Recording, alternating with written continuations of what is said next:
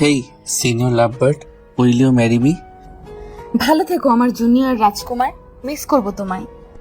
পরিবেশ শান্ত হয়ে গেল, চারিদিকে নিস্তব্ধতা বিরাজ করছে।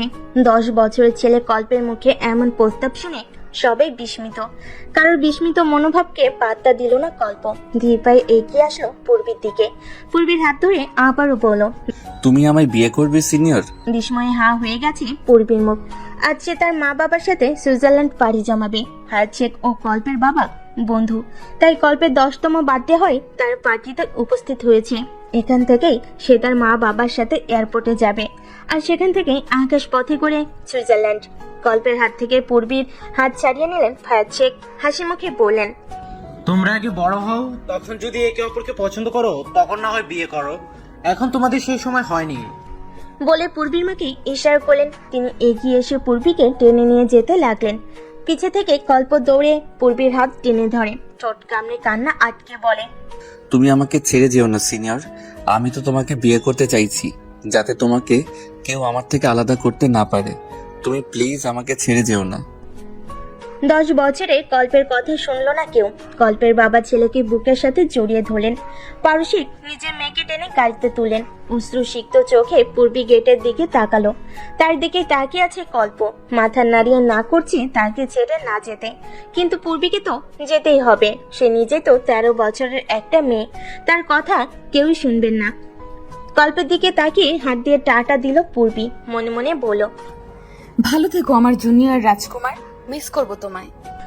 পূর্বীদের গাড়ি অতিক্রম করলো কল্পদের বাসার গেট। আস্তে আস্তে সেটা অদৃশ্য হয়ে গেল। বাবার কোল থেকে নেমে কল্প সেদিকে চোট লাগায়, কিন্তু হাই, সে তার সিনিয়রকে খুঁজে পেল না। তার সিনিয়র তাকে ছেড়ে পাড়ি জমিয়েছে দূর দেশে। সিনিয়র? ঘুম থেকে লাফ দিয়ে উঠল কল্প। বেড টেবিল থেকে পানি ভর্তি গ্লাস নিয়ে ঢকঢক করে পান করলো। সে আজও মাঝে মধ্যে সেই ছোটবেলার ঘটনাগুলো স্বপ্ন দেখে। দীর্ঘশ্বাস ছাড়ে কল্প। এই জন্মে সিনিয়রের সাথে দেখা হবে কিনা জানে না সে, তবু মনের মাঝে হাজারো স্বপ্ন বনে তার সিনিয়রকে নিয়ে। একদিন অবশ্যই তার সিনিয়র আসবে তাকে ভালোবাসার রঙে রাঙাতে। 10 বছরের কল্প আজ 25 বছরের যুবক। মাস্টার্সে ভর্তি হয়েছে এবার। সকল ভাবনা থেকে বেরিয়ে ফ্রেশ হয়ে রেডি হয়ে নিল কল্প। তাকে ভার্সিটি যেতে হবে। আজ তার মাস্টার্সের প্রথম ক্লাস। যদিও ভার্সিটির আনাচে কানাচে সব তার চেনা, কারণ সে অনার্সও এটাতেই পড়েছে। আজ ভার্সিটিতে একটু আগে এসে পড়েছে অনার্স ফাইনাল ইয়ারের ছাত্রী তিয়াশা। ক্লাস শুরু হতে এখনো আধা ঘন্টা বাকি। সময় কাটানোর জন্য ভার্সিটির একটা বিল্ডিং এর পিছনের দিকে গেলে সেখানে একটা পুকুর আছে, সাথে জঙ্গলের মতো কিছুটা। লাশ জ্ঞান হারালো তিয়াশা। এত ভয়ঙ্কর ক্ষত বিক্ষত করা মুখশ্রী সে কোনোদিন দেখেনি। 20 মিনিটের ভিতরে ভার্সিটিতে এসে পৌঁছে যায় কল্প। তার বন্ধুকে না দেখতে পেয়ে কল দেয় সূর্যের নাম্বারে। সূর্য কল ধরে কল্পকে ভার্সিটির পিছন দিকে আসতে বলে, যেখানে বর্তমানে সবাই ভিড় জমিয়েছে। বিল্ডিং এর পিছনের দিকে আসলো কল্প। এত ভিড় কেন সে বুঝতে পারছে না। সবাইকে ঠেলিয়ে একটু দেখার চেষ্টা করলো, সফল হলো, কিন্তু বেশিক্ষণ এক নজরে তাকিয়ে থাকতে পারলো না। কি ভয়ঙ্কর দেখতে লাশটার মুখ। যে মেয়েরা দেখতে এসেছিল তারা দেখে ভয় পেয়ে দূরে সরে গেছে। কয়েকজন মিলে তিয়াশাকে ধরে নিয়ে আসে, এক জায়গায় বসিয়ে মুখে পানি ছিটিয়ে দেয়। কিছুক্ষণের মধ্যেই তিয়াশার জ্ঞান ফিরে। প্রায় 40 মিনিট পরে পুলিশের আগমন ঘটে। যদিও তারা এই ভার্সিটির এই লাশের ব্যাপার নিয়ে অভ্যস্ত হয়ে গেছে বলেই চলে, কারণ এর আগে আরো 3-4 বার লাশ পাওয়া গিয়েছে। পুলিশ তদন্ত করছে, কিন্তু আশানুস্বরূপ কোনো কিছু বের করতে পারেনি। ভার্সিটির টিচাররা সহ স্টুডেন্টরাও বিরক্ত পুলিশের ওপর। এতদিন ধরে কোনো কিছু খুঁজে বের করতে পারলো না। এগিয়ে এলো কল্প, পুলিশের এসপিকে শাসিয়ে বলল, আপনারা পুলিশরা কি কাজ করেন? আপনাদের সরকার থেকে বেতন দেওয়া হয় কেন? জনগণকে নিরাপত্তা দেওয়ার জন্য। কিন্তু আপনারা কি সেটা পারছেন না। প্রায় 1 মাস ধরে এরকম ঘটনা ঘটছে। এই পর্যন্ত 4টা লাশ পাওয়া গেল। কে বা কারা এসব করেছে তা আপনারা খুঁজে বের করতে পারলেন না। জনগণের নিরাপত্তা দিবেন কি করে? এসপি আনিসুর রহমান মাথা নিচু করে নিলেন। তখনই তার ফোন বেজে উঠল। সবার সামনেই কল রিসিভ করলেন। উপর মহল থেকে কল এসেছে। কিছুক্ষণ কথা বলে ফোন রেখে দিলেন। আনিসুর রহমানের ঠোঁটে সূক্ষ্ম হাসি রেখা ফুটে উঠল, যা চোখ এড়ালো না কল্পের। তাচ্ছিল্য করে বলল, বাহ, আপনারা তো হাসবেনই। এটা ছাড়া আর কি বা করতে পারবেন? লম্বা শ্বাস ছাড়েন আনিসুর রহমান, সবার দিকে তাকিয়ে জোর গলায় বলেন, আপনারা নিশ্চয়ই শুনেছেন গোয়েন্দা বিভাগে একজন নতুন ইনভেস্টিগেটর হিসেবে জয়েন করেছেন কয়েক মাস আগে। ইতিমধ্যে তিনি কয়েকটা কেস সলভ করেছেন। তাকে এই ভার্সিটি লাশের রহস্য উদ্ঘাটনের কেসটার দায়িত্ব দেওয়া হবে। সবাই একসাথে বলে উঠল। কে সে? এসিপি আনিসুর রহমান গর্বের সাথে বলেন। পিসি। মুহূর্তের মধ্যে সবার মধ্যে কানাঘুষা শুরু হলো। কে এই পিসি? কল্প সন্ধিয়ান হয়ে প্রশ্ন করেই ফেল। কে এই পিসি? আনিসুর রহমান হাসলেন, ঠোঁটে হাসি রেখেই বলেন, সে না হয় যখন কেস সলভ হবে তখন জানবেন, আপাতত সেটা সিক্রেট থাকবে। পিসি চান পরিচয় লোকে কেস সলভ করার কাছে নামতে। যখন তিনি কেস সলভ করতে পারবেন তখন তিনি সবার সামনে এসে দাঁড়াবেন। ততদিন তিনি পিসি গোয়েন্দার ইনভেস্টিগেশন পিসি। আরো কিছুক্ষণ পরে লাশ নিয়ে চলে গেলেন পুলিশরা। আস্তে আস্তে ভিড় কমে গেল, সবাই নিজ নিজ ক্লাসের দিকে চলে গেল। সবার মনে আতঙ্ক। কেউ কেউ ভেবে নিয়েছে এই রহস্যের উদ্ঘাটন না হওয়া পর্যন্ত ভার্সিটিতে আর আসবে না। এতক্ষণ ভিড়ের মাঝে দাঁড়িয়ে সব দেখছিল এক আগন্তুক, যে এইসব দেখে মনে মনে পৈশাচিক আনন্দ পাচ্ছিল। আড়ালে গিয়ে দাঁড়িয়ে কাউকে কল দিল, ওপাশ থেকে ভেসে এলো, সব ঠিকঠাক? কেউ কিছু ধরতে পারেনি তো? জি বস, সব ঠিকঠাক। কেউ কিছু আন্দাজ করতে পারেনি, আর পারবেও না। আমি আছি না, সব খেয়াল রাখবো। শুধু একটু ওই আর কি। পেয়ে যাবি, তোর অ্যাকাউন্টে টাকা পৌঁছে যাবে। তুই শুধু কাজটা ঠিকঠাক মতো কর। কেউ যেন কখনো কিছু জানতে না পারে। যদি কেউ জানতে পারে তাহলে সেদিনই তোর শেষ দিন হবে, মনে রাখিস। ওপাশ থেকে ফোন কেটে দিল। কান থেকে ফোন নামিয়ে কুরুর হাসলো আগন্তুক, ঠোঁটে কুরুর হাসি বজায় রেখেই বলে ওঠে, সে তো সময় মতো দেখবেন বস। এমনি এমনি কি আর আপনার কথায় এসব করছি? সিংহাসনের স্বপ্ন তো সবাই দেখে, আমার দেখতে দোষ কোথায়? আমিও কখনো সুযোগ পেলে আপনাকে সিংহাসন থেকে নামিয়ে নিজেই সেই সিংহাসনে রাজা হব। শীষ বাজাতে বাজাতে চলে গেল আগন্তুক। সেদিনের পরে 2 দিন কেটে গেছে। এই 2 দিন কোনো লাশ পাওয়া যায়নি। তবে এসিপি আনিসুর রহমান আবার এসেছিলেন। তিনি জানিয়েছেন এখন পর্যন্ত যাদের লাশ পাওয়া গেছে তার সবাই মাদকাসক্ত ছিল। এদের দেহে প্রচুর পরিমাণে ড্রাগস পাওয়া গেছে। এরা ড্রাগস সেবন করত। আনিসুর রহমানের কথা শুনে সম্পূর্ণ ভার্সিটির ছাত্র ও শিক্ষকদের একটাই প্রশ্ন ছিল, কে এদের ড্রাগস দিত? বিনিময়ে আনিসুর রহমান বলেছিলেন, সেটা জানার জন্য তো আপনাদের আমাদের অপেক্ষা করতে হবে। পিসি খুব শীঘ্রই আসছেন। তিনি আপনারা আমার মাঝেই থাকবেন সাধারণ মানুষের মতো। আপনারা তাকে চিনতে পারবেন না। রহস্য উদ্ঘাটনের পরে তিনি নিজের আসল পরিচয় প্রকাশ করবেন। বলে আনিসুর রহমান চলে গিয়েছিলেন। সকাল 9টার কাছাকাছি সময়। ঘুম থেকে উঠে ফ্রেশ হয়ে ডাইনিং টেবিলে গিয়ে বসলো কল্প। সে নাস্তা করে ভার্সিটিতে যাবে, কিন্তু আশেপাশে তাকিয়ে অবাক হলো কল্প। তার বাবাকে কোথাও দেখতে না পেয়ে ভুরু কুঁচকায়। আজমিন খান মূলত সবসময় কল্পের সাথে নাস্তা করেন, তারপর অফিসে যান। আনিকা খান হয়তো নিজের ছেলের মুখ দেখে বুঝতে পারলেন, এগিয়ে আসলেন কল্পের দিকে, বলেন, তুমি একটু অপেক্ষা করো কল্প। তোমার বাবা ভোর 5টায় এয়ারপোর্টে গিয়েছিলেন তোমার শেখ আঙ্কেল ও আন্টিকে রিসিভ করতে। কিছুক্ষণের মধ্যে চলে আসবেন। আনিকা খানের কথার মধ্যেই বাসের কলিং বেল বেজে উঠল। তিনি এগিয়ে গিয়ে দরজা খুলে দিলেন। এদিকে কল্প ভেবে চলেছে শেখ আঙ্কেল ও আন্টি আসছেন, তার মানে তার সিনিয়রও এসেছে। চেয়ার থেকে উঠে দাঁড়ালো কল্প, আগ্রহ নিয়ে দরজার বাইরে উকি দিতে লাগলো, কিন্তু কাঙ্ক্ষিত ব্যক্তিটিকে দেখতে পেল না। দরজা দিয়ে ঢুকলেন পারু শেখ ও ফায়াজ শেখ, সাথে আজমিন খান পিছনের ড্রাইভার ব্যাগ নিয়ে। কল্প আবারও উকি দিল, কিন্তু কাউকেই দেখতে পেল না। আনিকা খান হয়তো ছেলের উকি দেওয়ার কারণ বুঝলেন। তিনি কল্পের অনুভূতি সম্পর্কে অবগত। ঠান্ডা শরবত নিয়ে এলেন পারু শেখ ও ফায়াজ শেখের জন্য। ওনারা এক নিঃশ্বাসে পান করলেন, সেটা সোফায় মাথা এলিয়ে দিলেন। আনিকা খান সুযোগ পেয়ে বলেন, ভাবি পূর্বে আসেনি? দীর্ঘশ্বাস ছাড়েন পারু শেখ। সে আর বলতেন ভাবি, মেয়েটিকে কত করে বললাম আমাদের সাথে আপনাদের বাসায় আসতে, কিন্তু তার নাকি কি কাজ, তাই কাজ শেষ হলে আপনাদের বাসায় আসবে। এগিয়ে এলো কল্প উৎকণ্ঠা হয়ে বলে, সিনিয়র বাংলাদেশে আছে? পারু শেখ বলেন, হ্যাঁ, পূরবী তো কয়েক মাস আগে বাংলাদেশে ব্যাক করেছে। কি একটা কাজে। কি কাজ সেটা আমরাও জানি না, সময় হলে জানাবে বলেছে। চোখের জল জমলো কল্পের অভিমানের জল। পূর্বের প্রতি তার অভিমান আগে থেকে ছিল, আস্থা আকাশ সম হলো। নাস্তা না করে বাইক নিয়ে ভার্সিটির উদ্দেশ্যে বেরিয়ে গেল কল্প। পেছন থেকে আনিকা খান ডাকলেন, কিন্তু কল্প শুনল না। দীর্ঘশ্বাস ছাড়েন আনিকা খান। তার ছেলের কষ্টের কথা ভেবে হৃদয় ব্যথিত হয়। ভার্সিটির মাঠ দিয়ে সূর্যের সাথে কথা বলতে বলতে হাঁটছি কল্প। তখনই কারোর সাথে ধাক্কা লাগে তার। ধাক্কা এমন ভাবে লেগেছে যে বিপরীত পাশের ব্যক্তিটি মাটিতে পড়ে গেছে। নিচে তাকিয়ে কল্প দেখলো কালো ফতোয়া ও হোয়াইট জিন্স পরা একটি মেয়ে, যে বর্তমানে মাথা নিচু করে আছে। হাত বাড়িয়ে দিল কল্প, কিন্তু মেয়েটি কল্পের হাত না ধরে নিচে এক একা উঠে দাঁড়ালো। কল্প কিছু বলবে তার আগে মেয়েটি কল্পের কলার ধরে বলে ওঠে, ইউ ম্যান, চোখে দেখেন না? মেয়ে দেখলে হুঁশ থাকে না নাকি? Ridiculous person.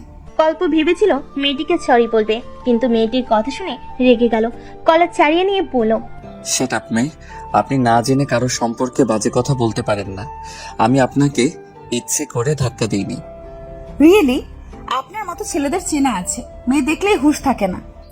আমি আরাবিয়ান খান কল্প, এক নারীতে আসক্ত, তাই আমাকে অন্য কারোর সাথে তুলনা করবেন না। আপনি আমাকে সরি বলুন। সরি? তাও আপনাকে? আমি পূর্বী শেখ আপনার মতো ছেলেকে কখনোই সরি বলবো না। বাজে ছেলে কোথাকার।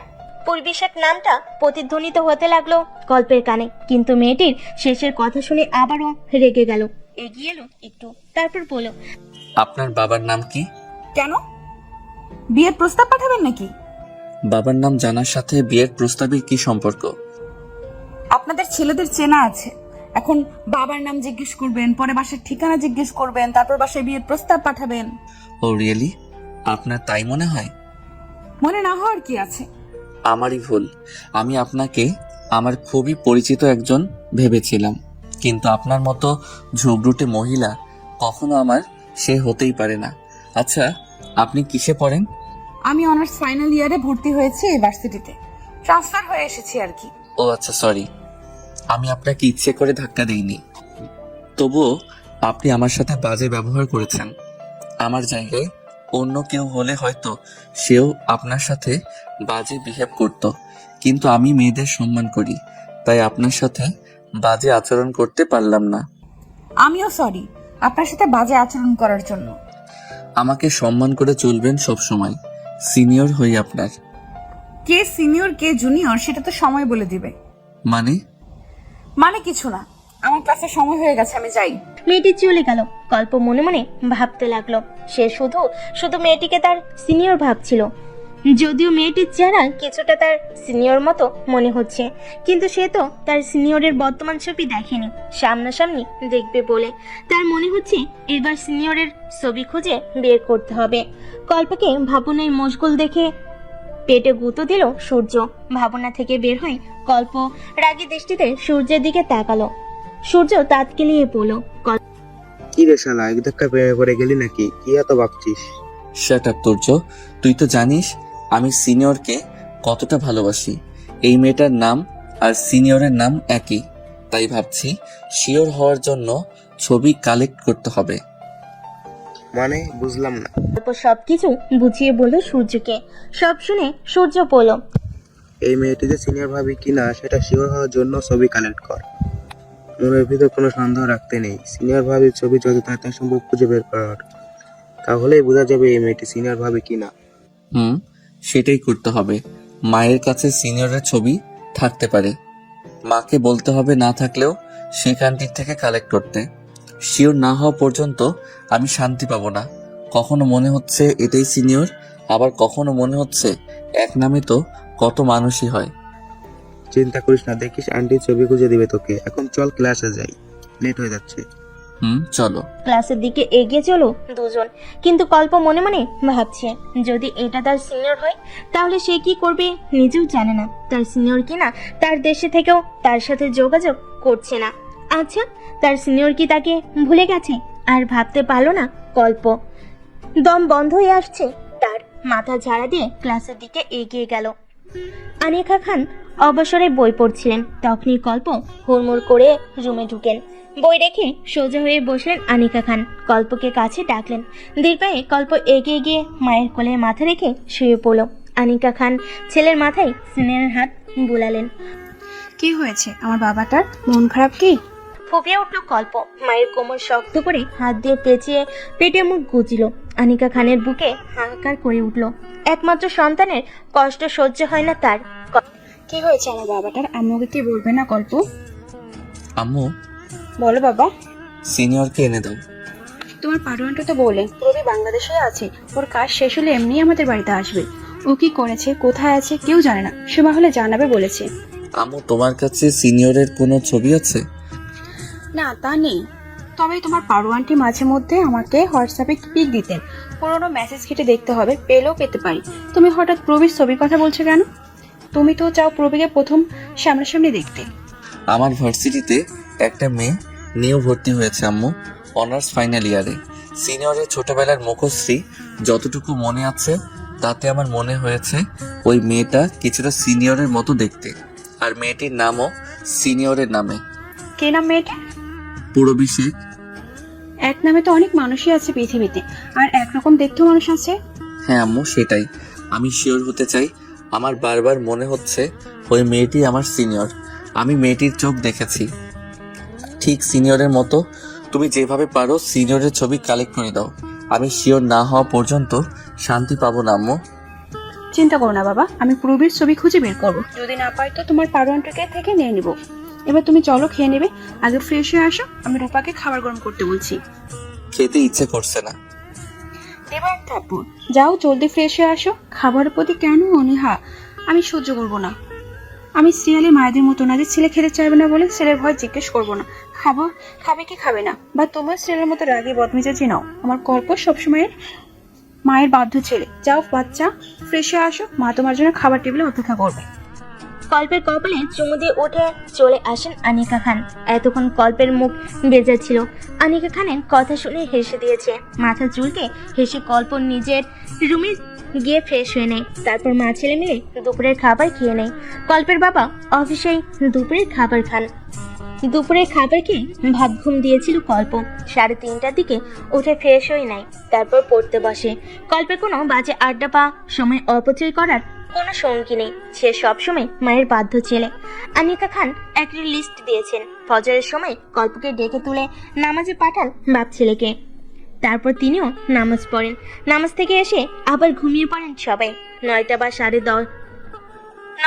9:30টার দিকে উঠে কল্প বাবা মার সাথে নাস্তা করে তারপর ভার্সিটিতে যায়। সেখান থেকে দুপুরে বাসে এসে খেয়ে ভাত ঘুম দেয়। 3টা বা 3:30টার দিকে উঠে পড়তে বসে।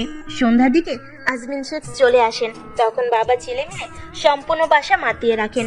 কল্পের বন্ধু বলতে ভার্সিটিতে সূর্য আছে।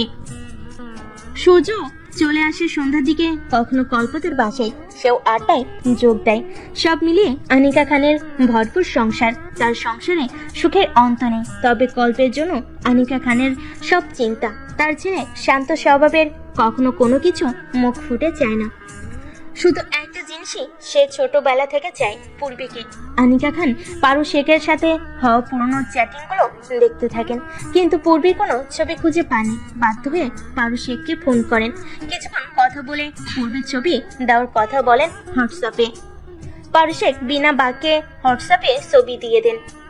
তারও কল্পকে ভীষণ পছন্দ। এমনই লক্ষ্মী ছেলে আজকালকার যুগে পাওয়াই মুশকিল। কল্পের মতো শান্ত শিষ্ট ছেলেকে তার মেয়ের জন্য উপযুক্ত। কল্পই পারবে গম্ভীর পূর্বীকে হাসি খুশি রাখতে। কল্প টেবিলে বসে পড়ছিল। তখনই হাতে 2 কাপ কফির মগ ও ফোন নিয়ে প্রবেশ করেন আনিকা খান। মাকে দেখে কল্প বই বন্ধ করে উঠে দেয়। আনিকা খান ছেলের তার প্রতি শ্রদ্ধা দেখে গর্বে হাসেন।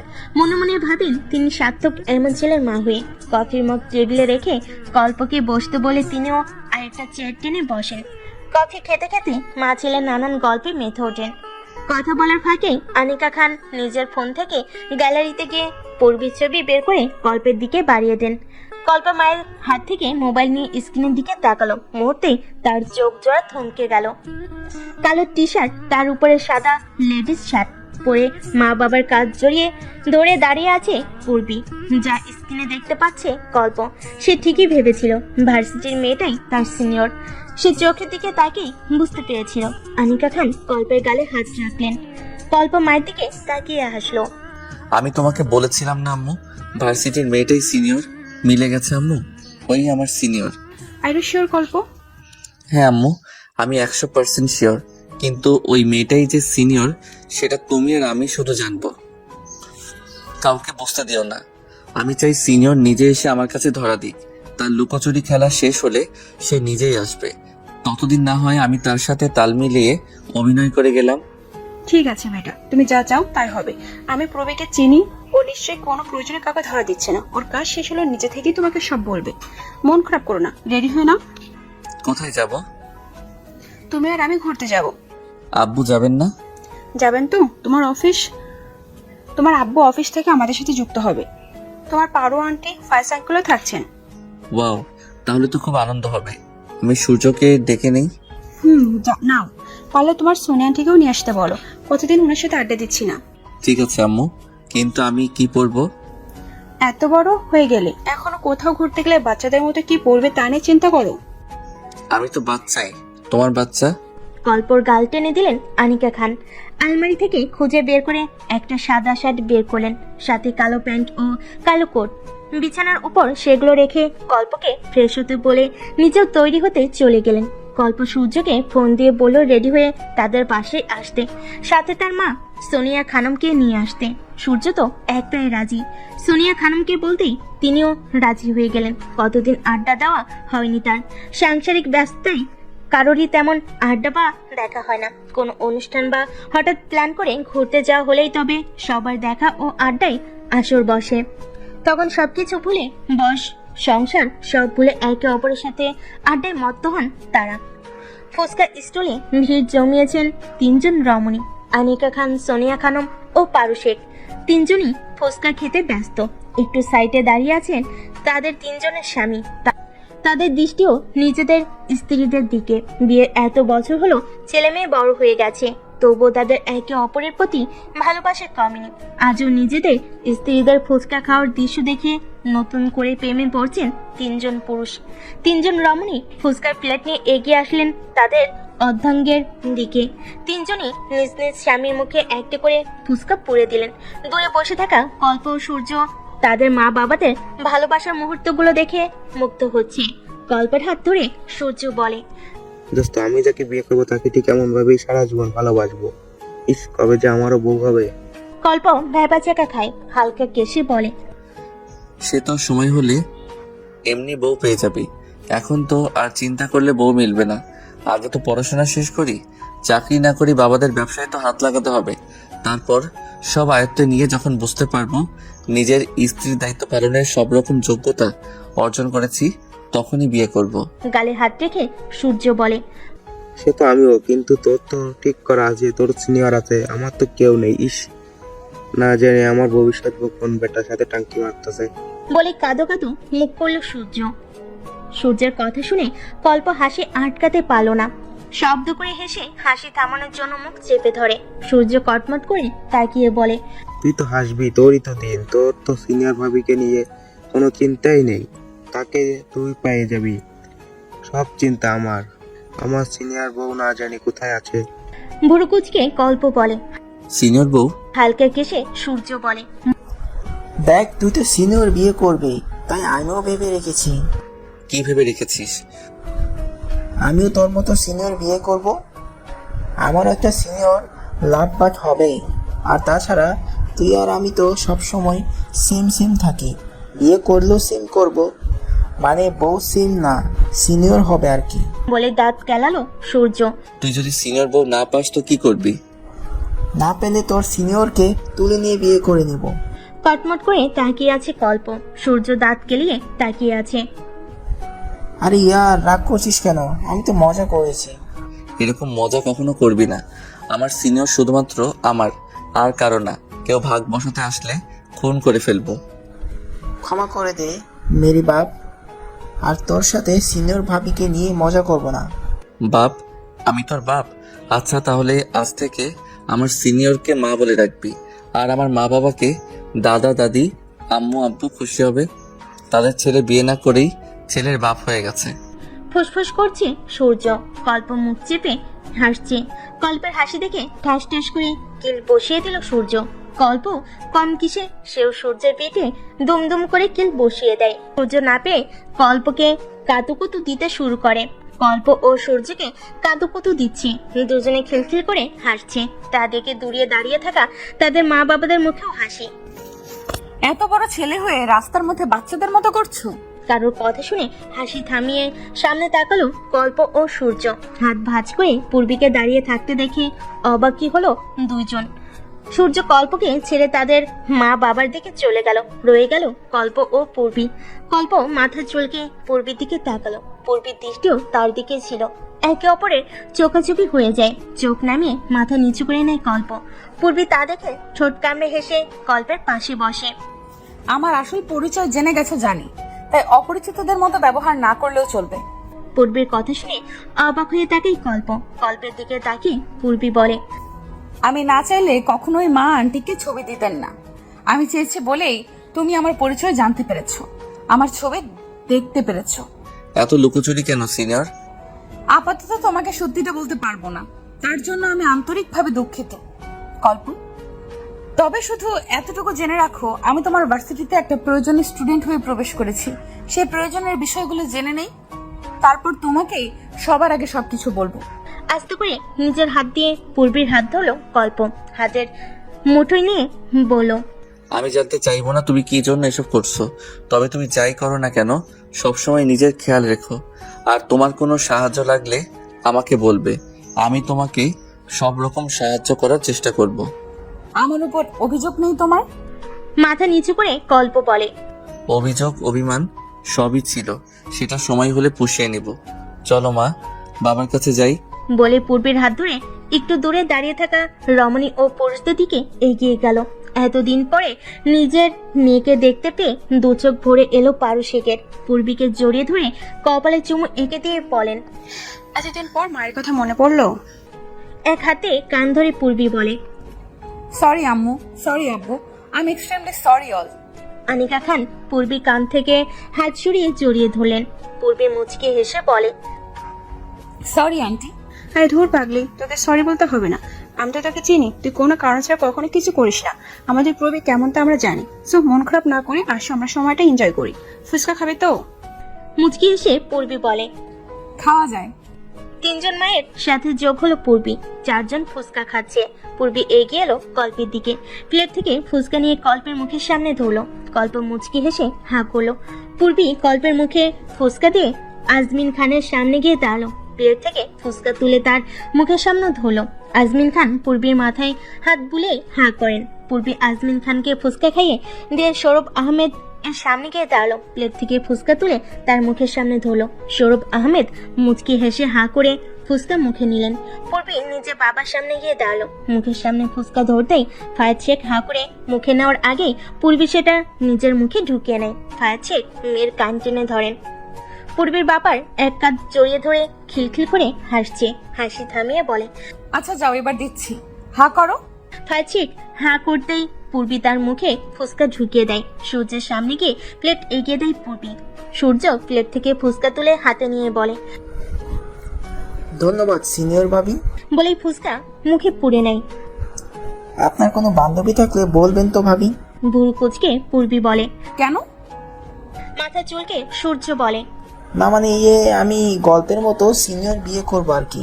আচ্ছা সময় হলে আপনার জন্য ব্যবস্থা করে দিব। সূর্যের খুশি দেখে কে, সে আর কাউকে না পেয়ে পাশে দাঁড়িয়ে থাকা কল্পকে জড়িয়ে ধরে গালে চুমু খায়। কল্প গালে হাত দিয়ে চোখ কটমট করে সূর্যের দিকে তাকায়। সূর্য তা দেখে কল্পকে ছেড়ে দিয়ে দাঁত কেলিয়ে তাকিয়ে রয়। পূর্বী দুজনের এসব দেখে আবারও খিলখিল করে হেসে ওঠে। ভার্সিটির মাঠে একটি গাছের তলায় বসে আছে সূর্য ও কল্প। সাথে রয়েছে তাদের কিছু ক্লাসমেট। ক্লাস শুরু হতে আরো 20 মিনিটের মতো বাকি, তাই তারা আড্ডা দিচ্ছে। কল্প বারবার গেটের দিকে তাকাচ্ছে। সূর্য কল্পের কার্যকলাপ দেখছে আর ঠোঁট কামড়ে হাসছে। কল্পের কাঁধে হাত রেখে হালকা কেশে মনোযোগ নিজের দিকে আনার চেষ্টা করলো সূর্য। কল্প সূর্যের কাশির শব্দে ভেবাচেকা খেয়ে সূর্যের দিকে তাকায়। ভোর কুচকে সূর্য বলে, কল্প নিজেকে স্বাভাবিক করে বলে, কিছু না। তুই এভাবে হঠাৎ কাশি দিলি কেন? আমার মুখ, আমার গলা, আমি কখন কাশি দিমু সেটা আমার ব্যাপার। আর কাশি কি বলে কয়ে আসে নাকি? আমি কি সেটা বলেছি? তাহলে মানে আমার কোনো প্রাইভেসি নেই? কাশি দিলেও তোকে বলে তারপর দিতে হবে? মেয়েদের মতো কুচিয়ে কুচিয়ে ঝগড়া করছিস কেন? চেতে ওঠে সূর্য, মুখ ফুলিয়ে বলে। কি? আমি মেয়েদের মতো ঝগড়া করি? বুঝলি গল্প, সবাই স্বার্থপর। এই যে তুই তোর ভালোবাসার মানুষের সন্ধান পেয়ে গিয়েছিস, তাই এখন তোর আমাকে অসহায় লাগবে। আমি তো আর তোর প্রেমিকা না, আমিও হলাম বন্ধু। আর মানুষ প্রেমিকা পেলে বন্ধুকে এমনিই ভুলে যায়, এটা স্বাভাবিক। আমি কিছু মনে করিনি। ফ্যালফ্যাল করে তাকিয়ে আছে কল্প। এদিকে সূর্য মুখ লুকিয়ে হেসে আবার গম্ভীর ভাব মুখে ফুটিয়ে কল্পের দিকে তাকায়। দীর্ঘশ্বাস ছেড়ে কল্প বলে। তুই আমায় এই বুঝলি তুর্য? তোর তাই মনে হয় আমি তোকে ভুলে যাচ্ছি? আমার কাছে তোর গুরুত্ব অন্যরকম। বন্ধুত্ব বন্ধুত্বের জায়গায়, আর প্রেমিকা প্রেমিকার জায়গায়। আর আমি তো প্রেমও করছি না। তাহলে তুই কিসের ভিত্তিতে এসব কথা বললি? প্রেম করিসনি, কিন্তু তোর তো ভালোবাসার মানুষ আছে। বলা তো যায় না, তুই কখন আবার আমায় ভুলে যাস। তুই এই চিনলি আমাকে? মুখ তুলে কল্পের চোখের দিকে তাকালো সূর্য। কল্পের চলো চলো চোখ দেখে আটকে উঠল সূর্য। সে তো মজা করেছিল এতক্ষণ, বুঝিনি তার বন্ধুটা কষ্ট পাবে। কল্পের কাজ জড়িয়ে সূর্য অনুনয় করে বলে। ভুল বুঝিস না দোস্ত, আমিও এতক্ষণ তোর সাথে মজা করছিলাম। তোর মনে হয় আমি কখনো এমন কিছু ভাবতে পারি? আমি এতক্ষণ তোর সাথে মজা করেছি। আই এম এক্সট্রিমলি সরি ইয়ার, আর কখনো এমন মজা করবো না। তুই প্লিজ কাঁদিস না। কল্পের কাজ জড়িয়ে সূর্য অনুনয় করে বলে। বলতে না বলতেই কল্পের চোখ বেয়ে পানি গড়িয়ে পড়ল। বিচলিত হয়ে সূর্য কল্পের চোখের পানি মুছে দিল, কান ধরিয়ে পড়ল। এই দেখ, কান ধরছি, আর কখনো এমন মজা করবো না। সূর্যের কান থেকে হাত নামিয়ে নেই কল্প, জড়িয়ে ধরে একে অপরকে। কল্প সূর্যকে আঁকড়ে ধরে বলে। আমাকে কখনো ভুল বুঝিস না সূর্য। আমার বন্ধু বলতে একমাত্র তুই। আমি তুই ছাড়া আর কারোর সাথে তেমন মিশি না। আমি তোকে খুব বিশ্বাস করি, কখনো আমার বিশ্বাস ভাঙিস না। যদি কখনো তোর মনে হয় আমি কোনো ভুল করেছি, তখন কি তুই আমাকে ক্ষমা করবি না গল্প? ভুলের মধ্যেও পার্থক্য আছে। কিছু ভুলের ক্ষমা হয়, আবার কিছু ভুলের ক্ষমা হয় না। আটকে উঠল সূর্য। সে টের পেল তার নিঃশ্বাস বন্ধ হয়ে আসছে। শক্ত করে জড়িয়ে ধরল কল্পকে। না দোস্ত, আমার জানা মতে আমি আজ পর্যন্ত ইচ্ছাকৃত কোনো ভুল করিনি। ভবিষ্যতে করব কি না জানি না, তবে তুই কখনো আমাকে ভুল বুঝিস না। মুচকি এসে কল্প বলে। আমি জানি তুই কেমন। তুই কখনো কোনো অন্যায় বা ভুল করতেই পারিস না। আর যদি কখনো করিসও, তাহলে আমি ধরে নিব তার পিছনে নিশ্চয়ই কোনো কারণ আছে। কল্পকে ছেড়ে দিয়ে সোজা হয়ে বসে সূর্য। গেটের দিকে চোখ যেতে কল্পকে ধাক্কা দিয়ে বলে। ওই দেখ, তোর ললন আসছে। ভুরু কুচকে কল্প বলে। ললনা? হো, তোর সিনিয়র ললনা? মজা করিস শালা। বিনিময়ে দাঁত কেলিয়ে তাকায় সূর্য। ভার্সিটির ভিতরে প্রবেশ করে পূর্বী। তখনই কিছু ছেলে মেয়ে তার পথ আটকে দেয়। ভুরু কুচকে যায় পূর্বীর। কিছু সেকেন্ড পরে কিছু মাথায় আসতেই বাঁকা হাসে। নিশ্চয়ই তোমাকে বলতে হবে না আমরা কারা। মাথা চুলকে মনে করার চেষ্টা করে পূর্বী বলে। কারা আপনারা? ছেলে মেয়েদের মাঝ থেকে একটি মেয়ে বলে। এই ভার্সিটিতে নতুন, তোমাদের দেখেই বুঝছি আমরা তোমাদের সিনিয়র। হাত নাড়িয়ে পূর্বী বলল। তো তাদের মধ্যে থাকা একটি ছেলে বলে। তোকে তুমি নিশ্চয়ই জানো সিনিয়রদের কথা শুনতে হয়। হ্যাঁ, সেটা জানি, তবে সব কথা গিয়ে আর শোনা বা মেনে নেওয়া যায়? আমার সাধ্যের ভেতরে সব মেনে নিব। তখনই একটি ছেলে এসে দাঁড়ায়। বাকি ছেলে মেয়েগুলো তাকে দেখে ছেলেটিকে কানে কানে কিছু বলে। ছেলেটি এগিয়ে এসে পূর্বীর কাছাকাছি দাঁড়ায়। পূর্বীর অস্বস্তি বোধ করে পিছিয়ে যায়। ছেলেটি হাত বাড়িয়ে দিয়ে বলে। হাই, আমি রূপক রায়হান, তোমার সিনিয়র। হাত না মিলিয়ে ভুরু কুচকে পূর্বী বলে। তো অপমান বোধ করে রূপক আরো একটা এগিয়ে আসে পূর্বীর দিকে। তুমি কি জানো আজ পর্যন্ত কোনো জুনিয়রের সাহস হয়নি আমার সাথে বিয়াদবি করার? একটা পিছিয়ে পূর্বী বলে। আমি কখন আপনার সাথে বেয়াদবি করলাম মিস্টার রূপক? পাশ থেকে ছেলে মেয়ে গুলো বলে। রূপক বাদ দে, এটা একটা কিছু করতে দে, সেটা করাই ওর শাস্তি। তোর সাথে বেয়াদবি করার শাস্তি দে। কুচকানো ভুরু সমান করে পূর্বী বলে। হাত মিলাইনি বলে সেটা যদি বেয়াদবি হয় তাহলে আমি বেয়াদব। আপনারা যা খুশি ভাবতে পারেন, আই ডোন্ট কেয়ার। রাস্তা ছাড়ুন, আমার ক্লাসের সময় হয়ে যাচ্ছে। রূপক বাঁকে হেসে বলে, যাবে? অবশ্যই যাবে। তার আগে তোমাকে একটা কাজ করতে হবে। কি কাজ? ভার্সিটির সবার সামনে আমায় প্রপোজ করো। ঠিক করে হেসে ওঠে পূর্বী। হাসতে হাসতে পেট ধরে যাওয়ার অবস্থা তার। অনেক কষ্টে হাসি থামিয়ে বলে, রিয়েলি? আমি আপনাকে প্রপোজ করব ভাবলেন কি করে সেটা? তুমি যদি আমার কথা না মানো তো তুমি আর এই ভার্সিটিতে ঢুকতে পারবে না। আমার বাবা এই ভার্সিটির 30% খরচ বহন করেন। বুঝতেই তো পারছো আমার কথাই শেষ কথা হবে। দূরে দাঁড়িয়ে এতক্ষণ বাকি স্টুডেন্টদের সাথে কল্প ও সূর্য সব দেখছিল ও শুনছিল। কল্প শান্ত স্বভাবের, সহজে রাগে না। ধীর পায়ে এগিয়ে এসে পূর্বীর পাশে দাঁড়ায়। পূর্বীর হাত ধরে নিয়ে যেতে চাইলে আটকে দেয় রূপকের ফ্রেন্ডরা। স্বাভাবিকভাবেই কল্প বলে, পথ ছেড়ে দাঁড়াও। রূপক এগিয়ে এসে বলে, তোমার সাহস হলো কি করে ওকে নিয়ে যাওয়ার? এই মেয়েটাকে আমি একটা শর্ত দিয়েছি, ও সেটা না মানা পর্যন্ত যেতে পারবে না ক্লাসে। কল্পকে কিছু বলতে না দিয়ে নিজের হাত ছাড়িয়ে নেই পূর্বী। রূপকের দিকে তাকিয়ে বলে, আমি একাই যাব, পারলে আটকে দেখান।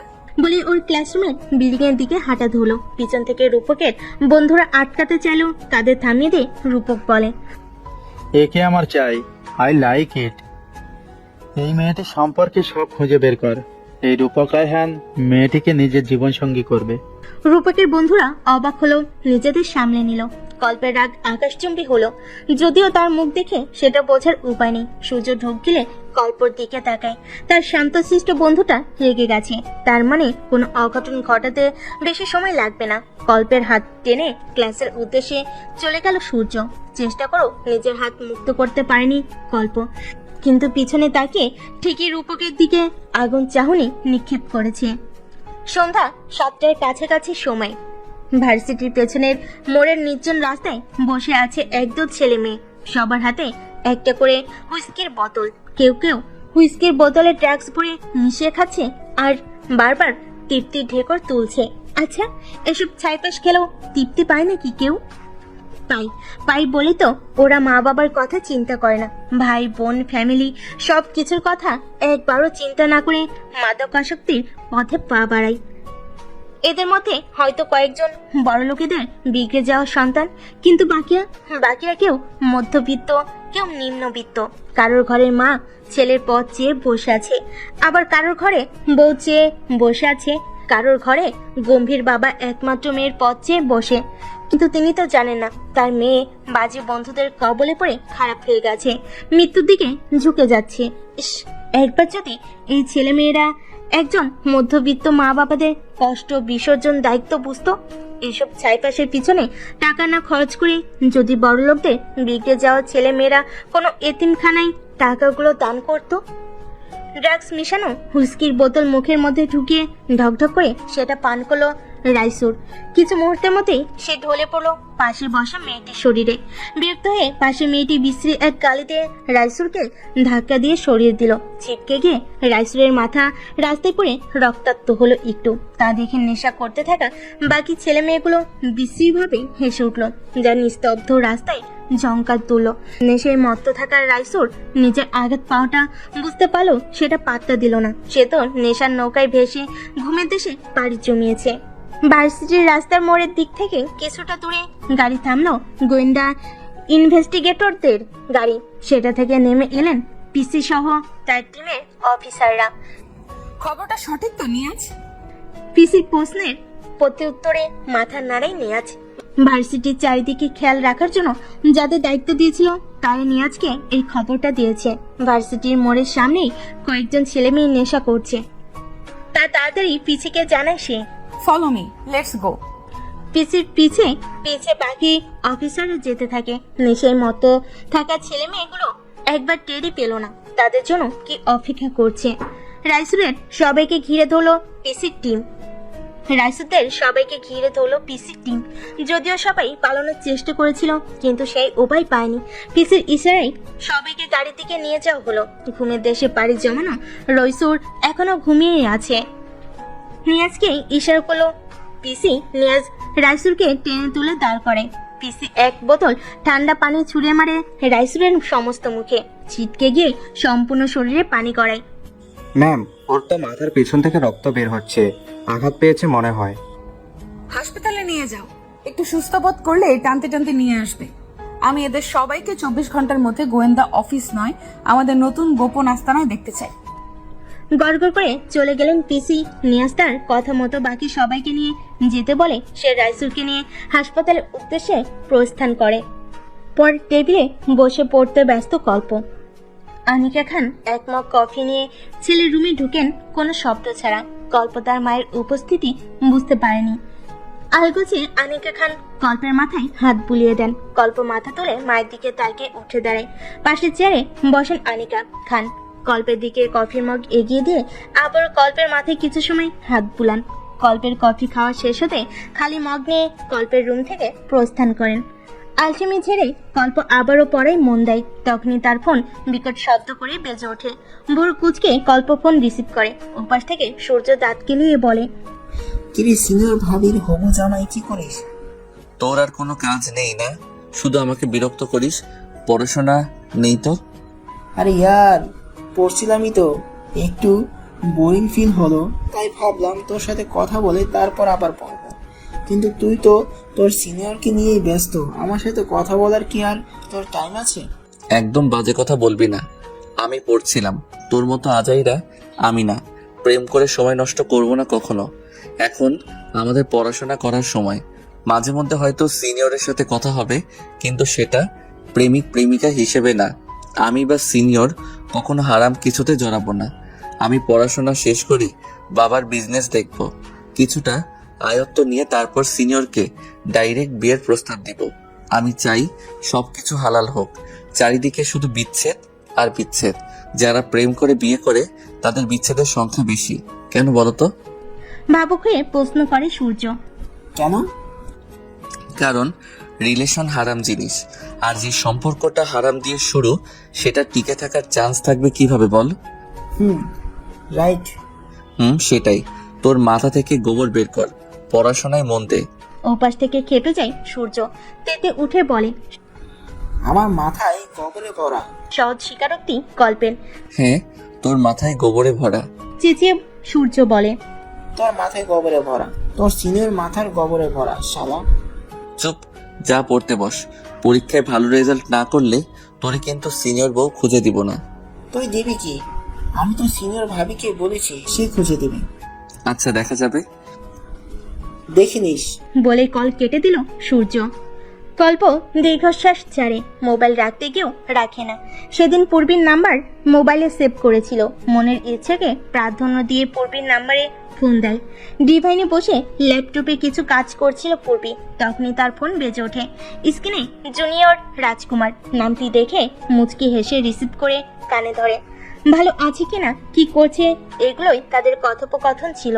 ফোন রেখে দিয়ে পূর্বী আবার নিজের কাজ করতে ব্যস্ত হয়ে যায়। কল্পও পড়ার মধ্যে ডুবে যায়। রাতে ডিনার শেষে কল্পের মা ড্রয়িং রুমে ল্যাপটপে ভিডিও কলে কথা বলছিল পারুশেখের সাথে। এক পর্যায়ে পারুশেখ কল্প ও পূর্বীর এঙ্গেজমেন্ট করে রাখার কথা বলেন। আনিকা খান আজমিন শেখকে ডাকেন। ওপাশে ফাইল শেখও যুক্ত হন। চারজন কথোপকথন ও আলাপ আলোচনা করে ঠিক করেন এক সপ্তাহের মধ্যে কল্প ও পূর্বীর এঙ্গেজমেন্ট করবেন। সবকিছু শেষে শুক্রবার ঠিক করেন শুক্রবারই এঙ্গেজমেন্ট পার্টি হবে। এই বিষয়ে কল্প ও পূর্বীর মতামত নেওয়ার জন্য আনিকা খান কল্পকে ডাক দেন। কল্প মায়ের এক ডাকে এসে সোফায় বসে। পারুশেখ পূর্বীকে ফোন করে ভিডিও কলে যুক্ত হতে বলেন। পূর্বীও যুক্ত হয়। মা বাবার সিদ্ধান্ত শুনে কল্প মাথা নাড়ায়। সে সায় দেয়। পূর্বীর দিকে তাকিয়ে আছে সবাই। এখন পূর্বী মতামত দিলে এঙ্গেজমেন্টের আয়োজন করা হবে। টেনশনে কল্পের হাত পা ঠান্ডা হয়ে যাওয়ার অবস্থা। এই পূর্বী মতামত জানাচ্ছে না কেন? তখন থেকে সবার দিকে তাকিয়ে কি যেন ভেবে চলেছে। অবশেষে কল্পের কানে ভেসে আসে সেই কাঙ্ক্ষিত উত্তর, আমি রাজি। পূর্বের সম্মতি শুনে সবাই আলহামদুলিল্লাহ বলে। রাইসুর সহ বাকি ছেলে মেয়েদের রিমান্ডে নেওয়া হয়েছে। রাহিলা বেগম রাইসুরের জন্মদাত্রী মা। তিনি গোয়েন্দা অফিসের গেটের সামনে চিৎকার করে বিলাপ করছেন। রাইসু তার একমাত্র ছেলে। এত আদরের ছেলের এমন অবস্থা তিনি সহ্য করতে পারছেন না। 2 দিন আগে যে ছেলে মায়ের কাছ থেকে তার গহনা বিক্রি করে নেশা দ্রব্য পান করেছে, সেই ছেলের জন্য এক গরিব মায়ের এত হাহাকার এই নাম বুঝি মা। সন্তান হাজার অবহেলা, অনাদর, অত্যাচার করলেও বিপদের দিনে সবার আগে মায়েরাই এগিয়ে আসে। কোথায় গেল আজ টাকা উড়ানো বন্ধুরা? দারোয়ান না পেরে অফিসের ভিতর খবর পাঠান। গুরুত্বপূর্ণ মিটিং এ সবাই ব্যস্ত ছিল। কিছুক্ষণের মধ্যে পিসি সহ কিছু অফিসার অফিস থেকে বেরিয়ে গেটের সামনে এসে দাঁড়ায়। রাহেলা বেগম দৌড়ে এসে তাদের সামনে হুড়মুড়িয়ে পড়েন। রাহেলা বেগমের হাত পিসি পায়ে লাগার আগে সে সরে যায়, তবুও থামলেন না রাহেলা। পিসির দুহাত টেনে ধরে বলতে লাগলেন। পিসির ডাকে জেসি সামনে এসে দাঁড়িয়ে বলে, মাগো, তুমিও তো একটা মেয়ে, তুমিও কখনো কোনো সন্তানের মা হবে। আমার মানিকরে আমার বুকে ফিরাইয়া দাও মা। ও মা, আমি তোমার পায়ে পড়ি মা, আমার রাইশ্বরে ক্ষমা করো মা। আমি কথা দিচ্ছি, ওরে নিয়ে অনেক দূরে চলে যাবো। ওরে ভালো হওয়ার একটা সুযোগ দাও মা। আমার রাইশ্বর আগে এমন ছিল না মা, খারাপ বন্ধুদের সাথে মিশে এমন হয়েছে যে সন্তানের জন্য গর্বে এক সময় আমার বুক ফুলে যেত, আজ সেই সন্তানের জন্য লোকে আমাকে থুতু দেয়। মাগো, তোমার দুটা পায়ে পড়ি, আমার রাইসুকে ছাইড়া দাও মা। পিসি জেসি। জি ম্যাম। মহিলাকে ওনার বাসায় পৌঁছে দাও। বলেই পিসি গটগট করে অফিসের ভিতর চলে গেল। সেদিকে তাকিয়ে রাহিলা বেগম ক্ষুব্ধ নিয়ে আক্রোশে বলেন, তুই কখনো সুখী হবি না মেয়ে, তুই কখনো সুখী হবি না। একটা মায়ের কোল থেকে তার সন্তানকে কেড়ে নিচ্ছিস। একজন মায়ের অন্তরন্ত হাহাকার তোর হৃদয় নাড়তে পারলো না। তুই পাষাণী, তুই কখনো সুখী হবি না। এটা একটা মায়ের অভিশাপ। জেসি জোর করে রাহিলা বেগমকে গাড়িতে তুলে ওনার টিমও মাটির তৈরি বাড়িতে পৌঁছে দিল। সাথে কিছু খাবারও দিয়ে এসেছে। অবশ্য এটা পিসির অর্ডার ছিল।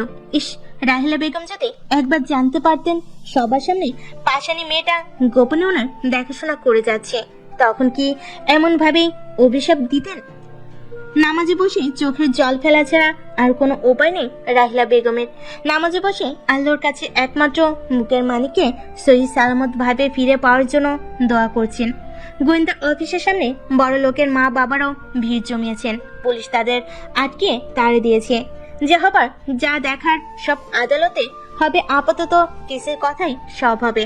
সব মা বাবার আক্রোশ পিসির উপরে। সবার একটাই কথা, পিসির মতো এত নির্দয় মেয়ে মানুষ যেন কারোর ঘরে না জন্ম নেয়। পিসির অর্ডারে রাইসুর একটু সুস্থ হতেই তাকে সহ বাকি ছেলে মেয়েদের গোপন আস্থানায় নেওয়া হয়েছে। এক জায়গার সম্পর্কে এই ক্যাশের দায়িত্বে থাকা সব অফিসাররা জানেন। সবাইকে চেয়ারের সাথে বেঁধে রাখা হয়েছে। সবার সামনে একটা চেয়ারে বসে আছেন পিসি, তার চারিদিকে বাকি অফিসাররা দাঁড়িয়ে আছেন। পিসি সবার দিকে একবার চোখ ঘুরিয়ে নেয়, তারপর বলে, সবাই ভালো আছেন? মাথা তুলে তাকায় সকলে। রাইসুর এখনো মাথা নিচু করেই আছে। রাইসুর সহ 3 জন ছেলে ও 3 জন মেয়ে আছে, মোট 6 জন। আপনাকে কি আলাদা বলতে হবে? পিসির প্রশ্নে মাথা তুলে রাইসুর পিসি আবার প্রশ্ন করে, সবাই ভালো আছেন? কারো মুখে কোনো কথা নেই। সবাই অনুশোচনা করছে মনে মনে। আজ যদি তারা নেশার পথে পা না পারত, তবে কি এমন পরিস্থিতিতে পড়তে হতো তাদের? যাই হোক, আপনাদের কিছু প্রশ্ন করা হবে, তা ঠিক ঠিক উত্তর চাই। যদি সত্যি বলে দেন তো ভালো, আর না বললে কিভাবে কথা বের করতে হয় সেটা নিশ্চয়ই আপনাদের বলতে হবে না। সাধারণ মানুষ থেকে শুরু করে সবাই বুঝে আইনের লোকেরা কিভাবে কথা বের করে। তো আমার প্রথম প্রশ্ন, আপনাদের এখানে মোট 6 জন আছেন। 6 জনের মধ্যে কে প্রথম নেশা সেবন করেছেন? 6 জন একে অপরের দিকে তাকালো। সবার নজর মাথা নিচু করে রাখা রাসেলের দিকে। পিসি তার দিকে তাকিয়ে প্রশ্ন করেন, আপনি নেশাদ্রব্য কোথায় পেয়েছিলেন? যদি কিনেও থাকেন তবে কোথা থেকে কিনেছেন? রাসেল মাথা উঁচু করেই পড়ল। কিনিনি, আমাকে দিয়েছে। কে দিয়েছে? শুকনো ঢোক গিলে রাসেল বলে, নাম জানি না, সে মুখে কালো মুখোশ পরে আসতো, কখনো নাম জিজ্ঞেস করা হয়নি। চিনেন না জানেন না, কেউ আপনাকে কিছু দিল আর আপনি অমনি সেটা সেবন করলেন? না, আসলে আমি টিভিতে, ফেসবুকে বিভিন্ন ভিডিওতে দেখেছি এসব। কেউ এসব চালান করতে ধরা পড়েছে, কেউ এসব খেতে গিয়ে ধরা পড়েছে। সে থেকে এটার প্রতি আমার কৌতূহল ছিল, এটা খেতে ঠিক কেমন। ভার্সিটি শেষে আমি পিছনের মোড়ের রাস্তা দিয়ে যাচ্ছিলাম, তখন ওই মুখোশ পরা লোকটি আমার সামনে কতগুলো প্যাকেট ধরে বললে, খাবি? আমিও হ্যাঁ বলে দিই। আমার মনে হয়েছিল একবার খেলেই তো কিছু হবে না, টেস্ট করে দেখি না একবার ক্ষতি কি। দীর্ঘশ্বাস ছেড়ে পিসি বলে, আর তাই আপনি সেটা সেবন করলেন? হ্যাঁ, আমিও ভেবেছিলাম একবার খেলে কিছু হবে না, কিন্তু ওটা একবার খেয়ে আমার আরো খেতে ইচ্ছা করেছিল। এইভাবে আস্তে আস্তে একটু একটু করে খেতে খেতে আমার অভ্যাস হয়ে যায়, এটার প্রতি আমার নেশা হয়ে যায়। আমি ইনসুলিন্স এর মাধ্যমেও শরীরে ড্রাগস নিয়েছে, ড্রাগস ইয়াবা সব সেবন করেছি। খুর হেসে নিয়াজ বলে, বাহ, বাংলাদেশের বিখ্যাত নেশাখোর। কৌতূহল নিয়ে টেস্ট করতে গিয়ে একেবারে ডুবে গেলেন, সাথে বাকি বন্ধুদেরও ডুবালেন। তারপর কি বলুন? ওই মুখোশ পরা আগন্তুক আমাকে বলতো, তোমার বন্ধুদের ও এগুলো টেস্ট করিও, দেখবে ওরাও তোমার মতো মজা পাবে। আমিও ওদের জোর করে এগুলো প্রথম খাওয়াই, কিন্তু রাইসুল খেতে চাইতো না। ওকে আমরা জোর করে খাওয়াতাম, আস্তে আস্তে রাইসুলেরও অভ্যাস হয়ে যায়।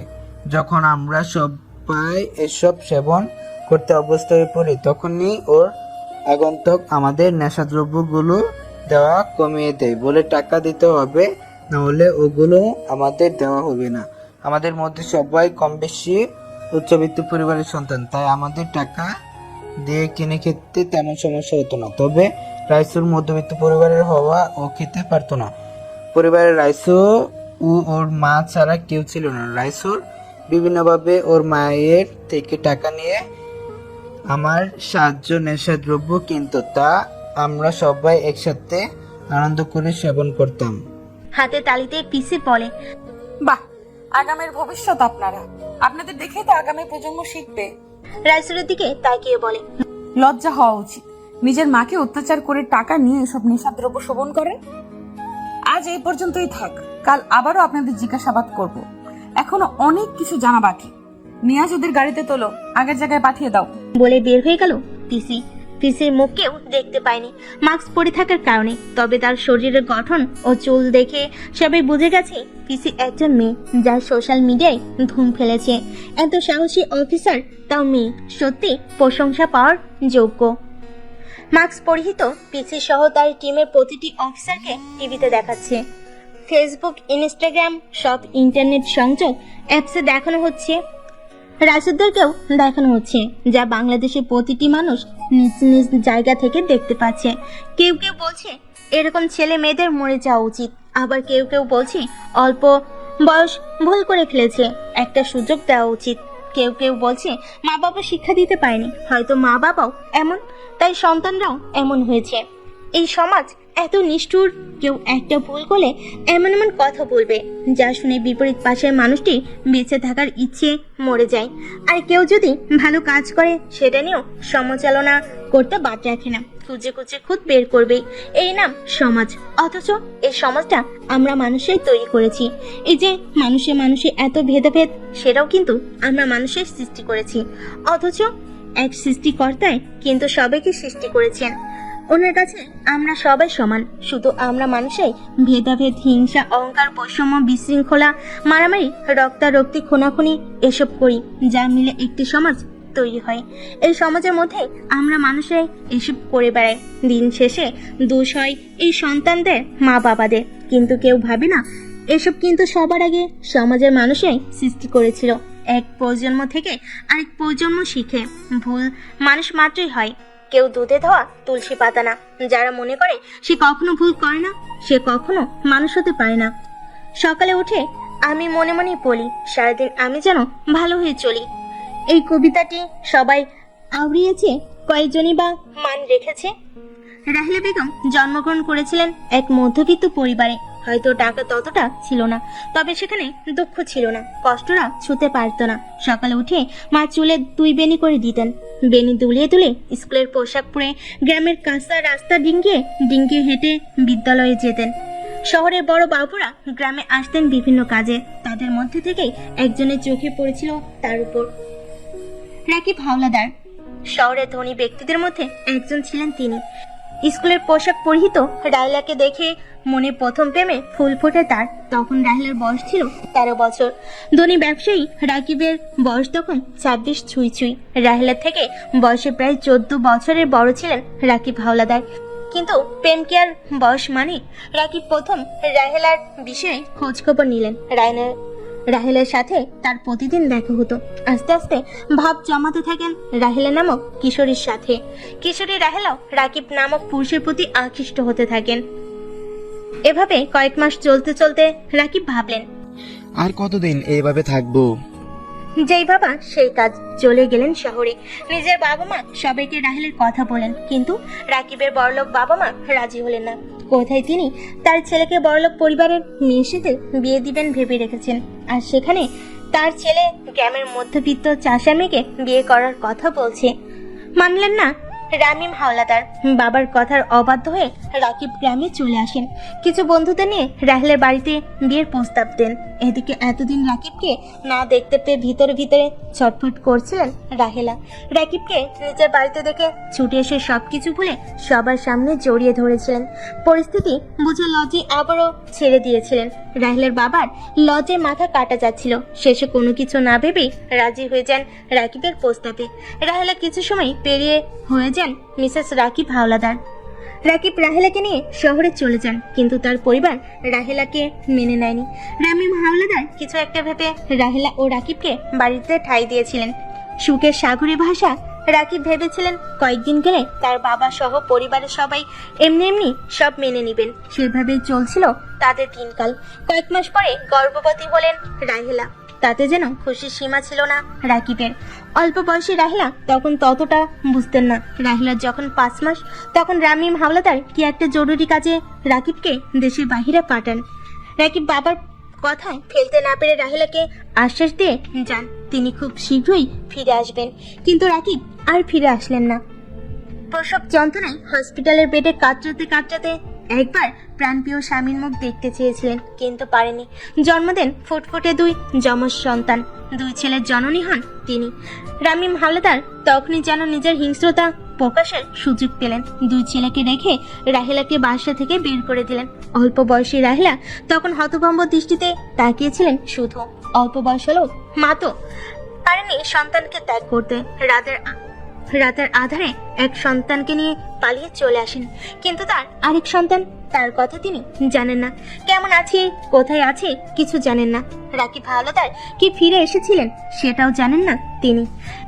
রাইসুরকে নিয়ে শুরু করেন নতুন জীবন। মানুষের বাসায় কাজ করে বড় করতে থাকেন রাইসুরকে। পড়াশোনা শেখাতে থাকেন আদরের ছেলেকে। রাইসুরও মা ভক্ত ছিল।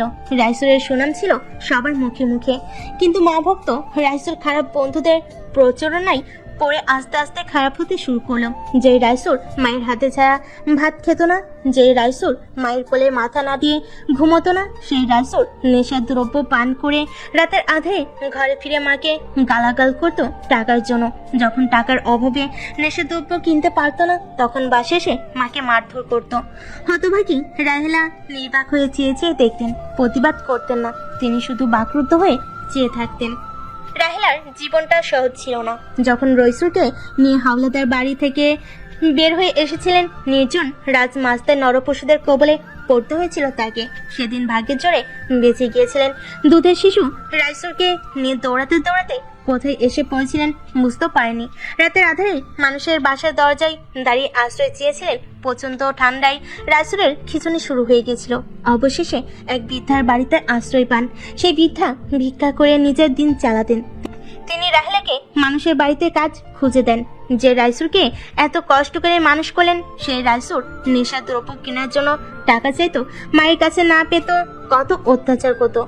চোখের পানি মুছলেন রাহেলা বেগম। সবার চোখে পানি। পিসি নিজের চোখের কোণের পানি সবার আড়ালে মুছে নিলেন। রাহেলা বেগম পিসির পায়ের কাছে বসে বলতে লাগলেন, মা গো, আমার মানিকরে ভালো হওয়ার একটা সুযোগ দাও। আমি তোমাকে হয়তো তখন অনেক মন্দ কথা বলেছিলাম, তুমি কিছু মনে করো না মা। আমি সারা জীবন তোমার গোলাম হয়ে থাকবো মা, তবুও আমার রাইসুরে আমার বুকে ফিরাইয়া দাও। রাহেলা বেগমের 2 হাত ধরে টেনে তোলেন পিসি। চোখের পানি মুছে দিয়ে বলো, আপনি চিন্তা করবেন না, আমি আপনাকে কথা দিচ্ছি, যারা এই সমাজের ছেলে মেয়েদের নেশাদ্রব্য দিয়ে নেশাগ্রস্ত করছে, মাদকাসক্ত করছে, তাদের খুঁজে বের করব। কারো রেহাই নেই, কেউ পার পাবে না। আমি পূর্বে শেখ আপনাকে কথা দিলাম। পূর্বী নিজের মুখের মাস্ক খুলে দিল। রাহেলা বেগম চুমু আঁকেন পূর্বীর কপালে। পূর্বী রাহেলা বেগমের দোয়া নিয়ে আবার মাস্ক পরে বেরিয়ে গেল, সাথে তার টিমের সব অফিসার। রাহেলা বেগম চোখের পানি মুছলেন, আল্লাহর কাছে প্রার্থনা করতে আবার বসে পড়লেন সিজদায়। বন্ধুদের সাথে আড্ডা দেওয়ার জন্য বাসা থেকে বের হয়েছিল রূপক। মাঝ রাস্তায় বাইক থেমে যায়। রূপকের মনে আছে সে আসার সময় বাইক ফুল করে এনেছে। কি কারণে থেমে গেল দেখার জন্য রূপক বাইক থেকে নেমে চেক করতে থাকে। চেক করতে দেখে তার পেট্রোল শেষ। আশ্চর্য হলো রূপক, এটা কি করে সম্ভব? ভাবনায় মশগুল থাকা রূপককে আচমকা পেছন থেকে কেউ মুখ চেপে ধরলো। কিছু বুঝে ওঠার আগেই ঢলে পড়ল রূপক। সামনে দাঁড়ানো ব্যক্তিটি রূপককে বাহুতে আগলে নেয়। নিয়াজের দিকে তাকিয়ে বাঁকা হাসে সিয়াম। দুজনে মিলে রূপককে গাড়িতে তুলে নিয়াজ ফোন বের করে পূর্বীর নাম্বারে ডায়াল করে। ওপাশ থেকে পূর্বী বলে, কাজ হয়েছে?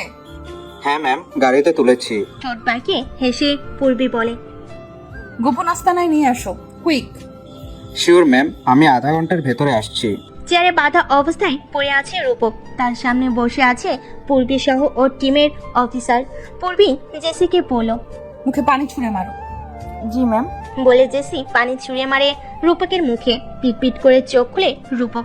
শীতের মধ্যে ঠান্ডা পানি শরীরে লাগায় কাঁপতে শুরু করে। চোখের সামনে পূর্বীতে দেখে আশ্চর্য হয়ে তাকিয়ে রয়। আস্তে আস্তে মনে পড়তেই রূপক বুঝতে পারে এরাই তাকে কিডন্যাপ করেছে। ক্রোধে ফেটে পড়ে রূপক বলে, তোমরা আমাকে কিডন্যাপ করেছো কেন? কি চাই তোমাদের? সিএম বলে, সে তো আপনার কাছে অনেক কিছু চায় রূপক সাহেব। ঠোঁট বাঁকিয়ে হেসে রূপক বলে, জানতাম তোমরা কিডন্যাপাররা, শুধু শুধু সময় নষ্ট করলে। আমাকে কিডন্যাপ না করে বলতে, আমি তোমাদের এমনই টাকা দিয়ে দিতাম। সামান্য টাকার জন্য তোমরা আমাকে কিডন্যাপ করলে, এই রূপক রাহামকে কিডন্যাপ করলে। জেসি বলে, শুধু রূপক রহমান, আর কিছু নেই? বুড়ো কুচকে রূপক বলে, আছে, রূপক হাওলাদার রায়হান। আপনার বাবার নাম কি? ফুঁসে উঠে রূপক বলে, কিডন্যাপ করেছো টাকার জন্য, কত টাকা চাই সেটা বলো। বাবার নাম দিয়ে তোমাদের কাজ নেই। তবে আমি সত্যিই ইমপ্রেস, আজকাল সুন্দরী মেয়েরাও কিডন্যাপারদের দলে নাম লিখিয়েছে দেখছে। তখনই সেখানে আগমন হয় রুষা আহমেদের। রুষা এগিয়ে এসে পূর্বীকে একটা ছবি দেয়, যা দেখে ঠোঁট কামড়ে হেসে পূর্বী রূপকের দিকে তাকায়। আশ্চর্য হয়ে রূপক বলে, বাহ, এত সুন্দরী মেয়েরা! তোমাদের দেখে তো মনে হচ্ছে না দরিদ্র বা মধ্যবিত্ত পরিবারের সন্তান। তাহলে তোমরা কিডন্যাপারের কাজ কেন করছো? রুষা দুই হাত ভাঁজ করে বলে, আপনাকে কে বললো আমরা কিডন্যাপার? রূপক রুষার পা থেকে মাথা পর্যন্ত দেখে বলে, হুট! ভাঁজ করে রাখা হাত জোড়া সোজা হয়ে যায় রুষার। বিস্ময় নিয়ে কিছুক্ষণ তাকিয়ে থাকে রূপকের দিকে। সিয়াম রূপককে মারার জন্য এগিয়ে যেতে নিলেই হাত উঁচিয়ে থামিয়ে দেয় পূর্বী। থেমে যায় সিয়াম। রুষা কটমট চোখে রূপকের দিকে তাকিয়ে থাকে। পূর্বী নিজের মুখের মাস্ক খুলে উঠে দেয়। পূর্বীকে দেখে অবাক হয়ে তাকিয়ে রয় রূপক। পূর্বী রূপকের সামনে এসে দাঁড়িয়ে বলে, মিস্টার রূপক হাওলাদার রায়হান, আপনাকে কিছু প্রশ্ন করব আমরা, তার সঠিক উত্তর দিতে হবে। যদি ভালোই ভালোই বলে দেন ভালো, না হলে আমরা কথা কিভাবে বের করতে হয় তা ভালো করেই জানি। বিস্ময়ে রূপকের মুখ হা হয়ে যায়। সবাইকে একবার দেখে নিয়ে আবারও পূর্বীর দিকে তাকায় রূপক। আমতা আমতা করে বলে, তুমি? সোজা হয়ে দাঁড়িয়ে পকেটে হাত গুজিয়ে পূর্বী বলে, পূরবী শেখ, গোয়েন্দা ইনভেস্টিগেটর অফিসার। রুষা এগিয়ে এসে হাত ভাঁজ করে বলে, উষা আহমেদ, গোয়েন্দা ইনভেস্টিগেটর অফিসার। নিয়াজ রূপকের কাঁধের পাশে দাঁড়িয়ে বলে, নিয়াজ নূর, গোয়েন্দা ইনভেস্টিগেটর অফিসার। সিয়াম ও জেসি এগিয়ে এসে রূপকের আরেক কাঁধের পাশে দাঁড়িয়ে বলে, সিয়াম আহমেদ, গোয়েন্দা ইনভেস্টিগেটরের অফিসার। একের পর এক বিস্ময় সহ্য হচ্ছে না রূপকের। মুখের ভাষা হারিয়ে ফেলেছে সে। অনেক কষ্টে উচ্চারণ করে, পানি। জেসি পানির বোতল এগিয়ে দেয় রূপকের দিকে। সিয়াম রূপকের বাঁধন খুলে দেয়। জেসি হাত থেকে পানির বোতল নিয়ে ঢকঢক করে পানি পান করে রূপক। কিছুক্ষণ পরে জুড়ে জুড়ে শ্বাস নিয়ে শান্ত হয়ে বসে থাকে রূপক। আবার সবাই চারিদিকে রাখা চেয়ারে বসে পড়ে। তো মিস্টার রূপক হাওলাদার রায়হান, কেমন ফিল করছেন এখন? বলে পূর্বী, তুমি যদি গোয়েন্দা ইনভেস্টিগেটর অফিসার হও, তাহলে আমাদের ভার্সিটিতে কি করছিলে? মাথা নিচু করে হেসে পূর্বী বলে, সে অনেক কাহিনী। ভাগ্যের ছাত্র হয়ে আপনাদের ভার্সিটিতে ভর্তি হয়েছি, তাহলে তো জানতেই পারতাম না বাবার টাকার গরম দেখিয়ে আপনিও আপনার বন্ধুরা র্যাগিং করে বেড়ান। থাক সেসব কথা, কাজের কথায় আসি। আপনার বাবার নাম কি? মাথা নিচু করে রূপক বলে। রাকিব হাওলাদার। মায়ের নাম? নিজের প্রশ্নে রেগে যায় রূপক। মুহূর্তের মধ্যে চোখ মুখ লাল হয়ে যায়, দাঁতে দাঁত চেপে বলে, রাহেলা বেগম হাওলাদার। আপনার মাকে আপনি কখনো দেখেছেন?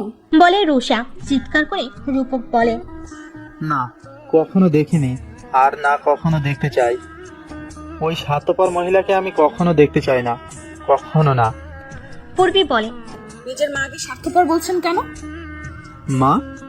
মা ঠিকই তো মা, কিন্তু আমি ওই মহিলাকে নিজের মা হিসেবে মানি না। কোনো স্বার্থপর মহিলা আমার মা হতে পারে না। ওই মহিলার জন্য আমার পাপা কষ্ট পেয়েছে, এখনো কষ্ট পায়। আমি দেখি তো ওই রাতের আধারে লুকিয়ে ওই মহিলার ছবি দেখে পাপা আর কাঁদে। স্বার্থপর মহিলা। আপনি বারবার নিজের মাকে স্বার্থপর মহিলা কেন বলছেন মিস্টার রূপক? বলে রুষা। সেটা আপনাদের বলতে আমি বাধ্য নই।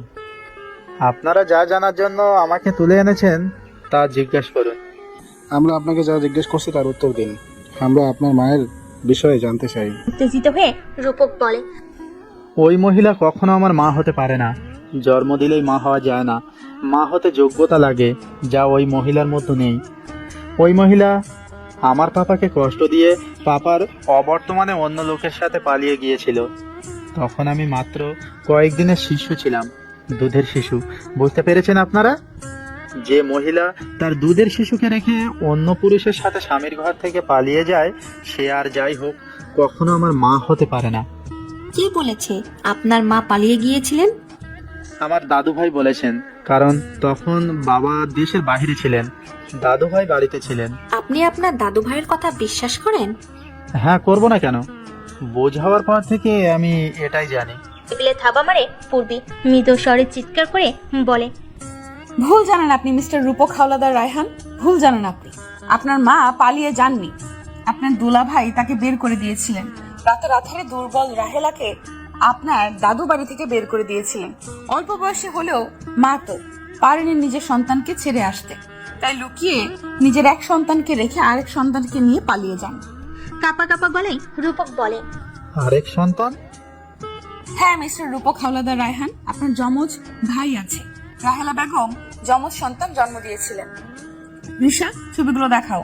পূর্বীর কথাই রুষা একটি ছোট ফটো ফ্রেম রূপকের দিকে বাড়িয়ে দেয়। রূপক পূর্বীর দিকে জিজ্ঞাসা দৃষ্টিতে তাকায়।